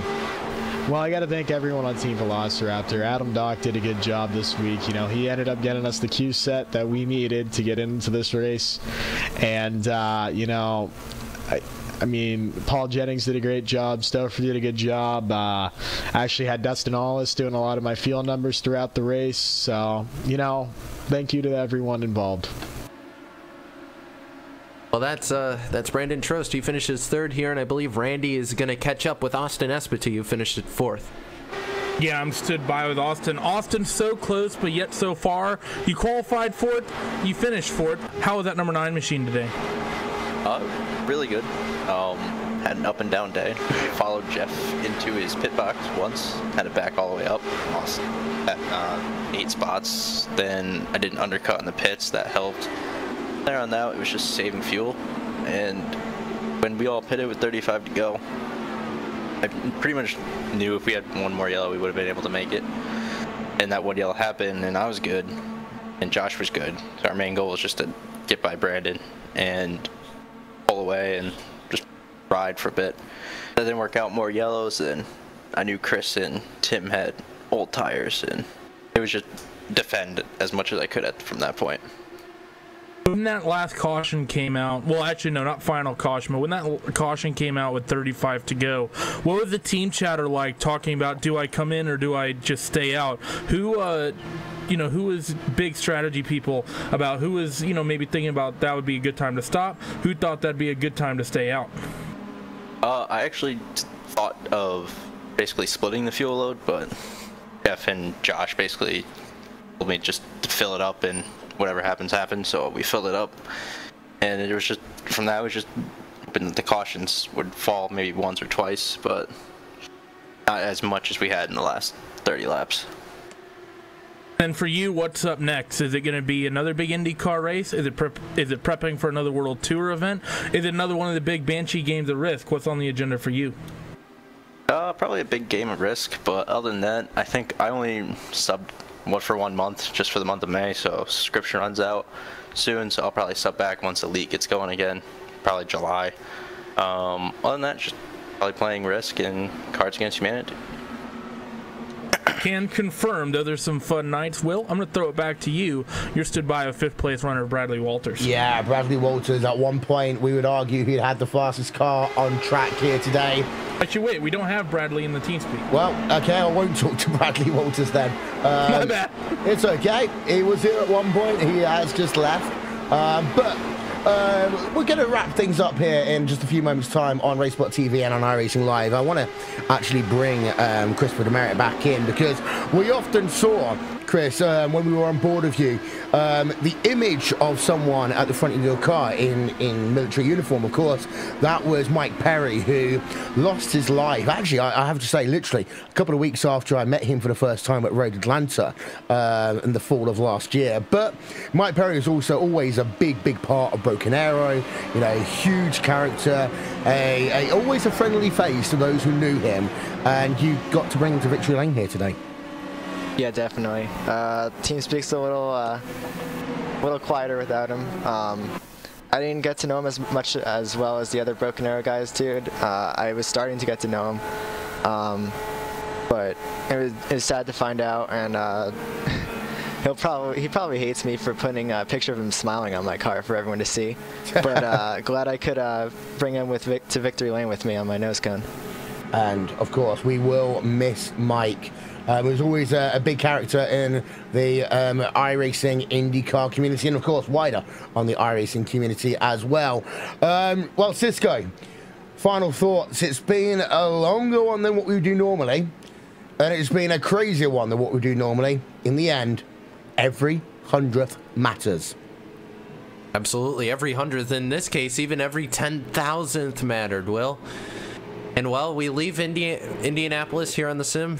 It's not, month of May isn't over yet, so we still got some more racing action to come from Indianapolis. But for us, we get to leave Indiana, and we'll be back for the Brickyard. But until then, we just love coming to this track, Will. I mean, it's so great.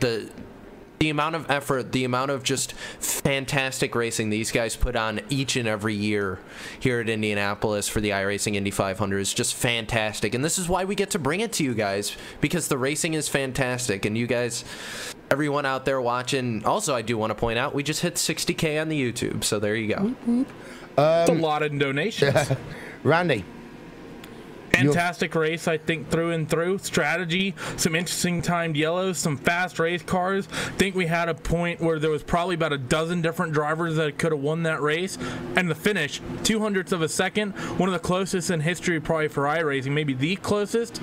We had the fastest Indy 500 a couple weeks ago. We have one of the closest this year. Who can really complain? Yeah, no one can. And it's been a fantastic way to celebrate the very best of IndyCar racing on iRacing. And thank you to everyone that's been a part of that. Do I end the broadcast by letting people know my little secret, Cisco? Sure, why not? Start of November, we're doing it all over again. RaceSpotTV Indy 500 coming to you 4th and 5th of November 2017. Be there. In the meanwhile, ladies and gentlemen, this has been coverage of the 8th annual iRacing Indianapolis 500. Congratulations to the driver of Christopher Demerit. And congratulations to all the drivers that finished here today. Winning an Indy is one of a sim racer's biggest challenges. And if they do it, they get to put themselves in one of the most elite names in iRacing history. Justin Del Sant, Tim Doyle, Young O, Brody Kostecki, Tim Holgate, Nigel Barneve, Cam Stark, Matt Pavelski, and now Christopher Demerit. Thank you everyone who's been a part of our coverage. Want to give a very quick shout out to our partners and One Design, official graphics partner of RaceSpotTV, to ATVO, the graphics engine of RaceSpotTV, and to Istvan Balal's track cam for gourmets. From Will Vincent, Siska Skaramuza, and Randy Chinnoth, we'll see you all next time. Farewell from the Brickyard.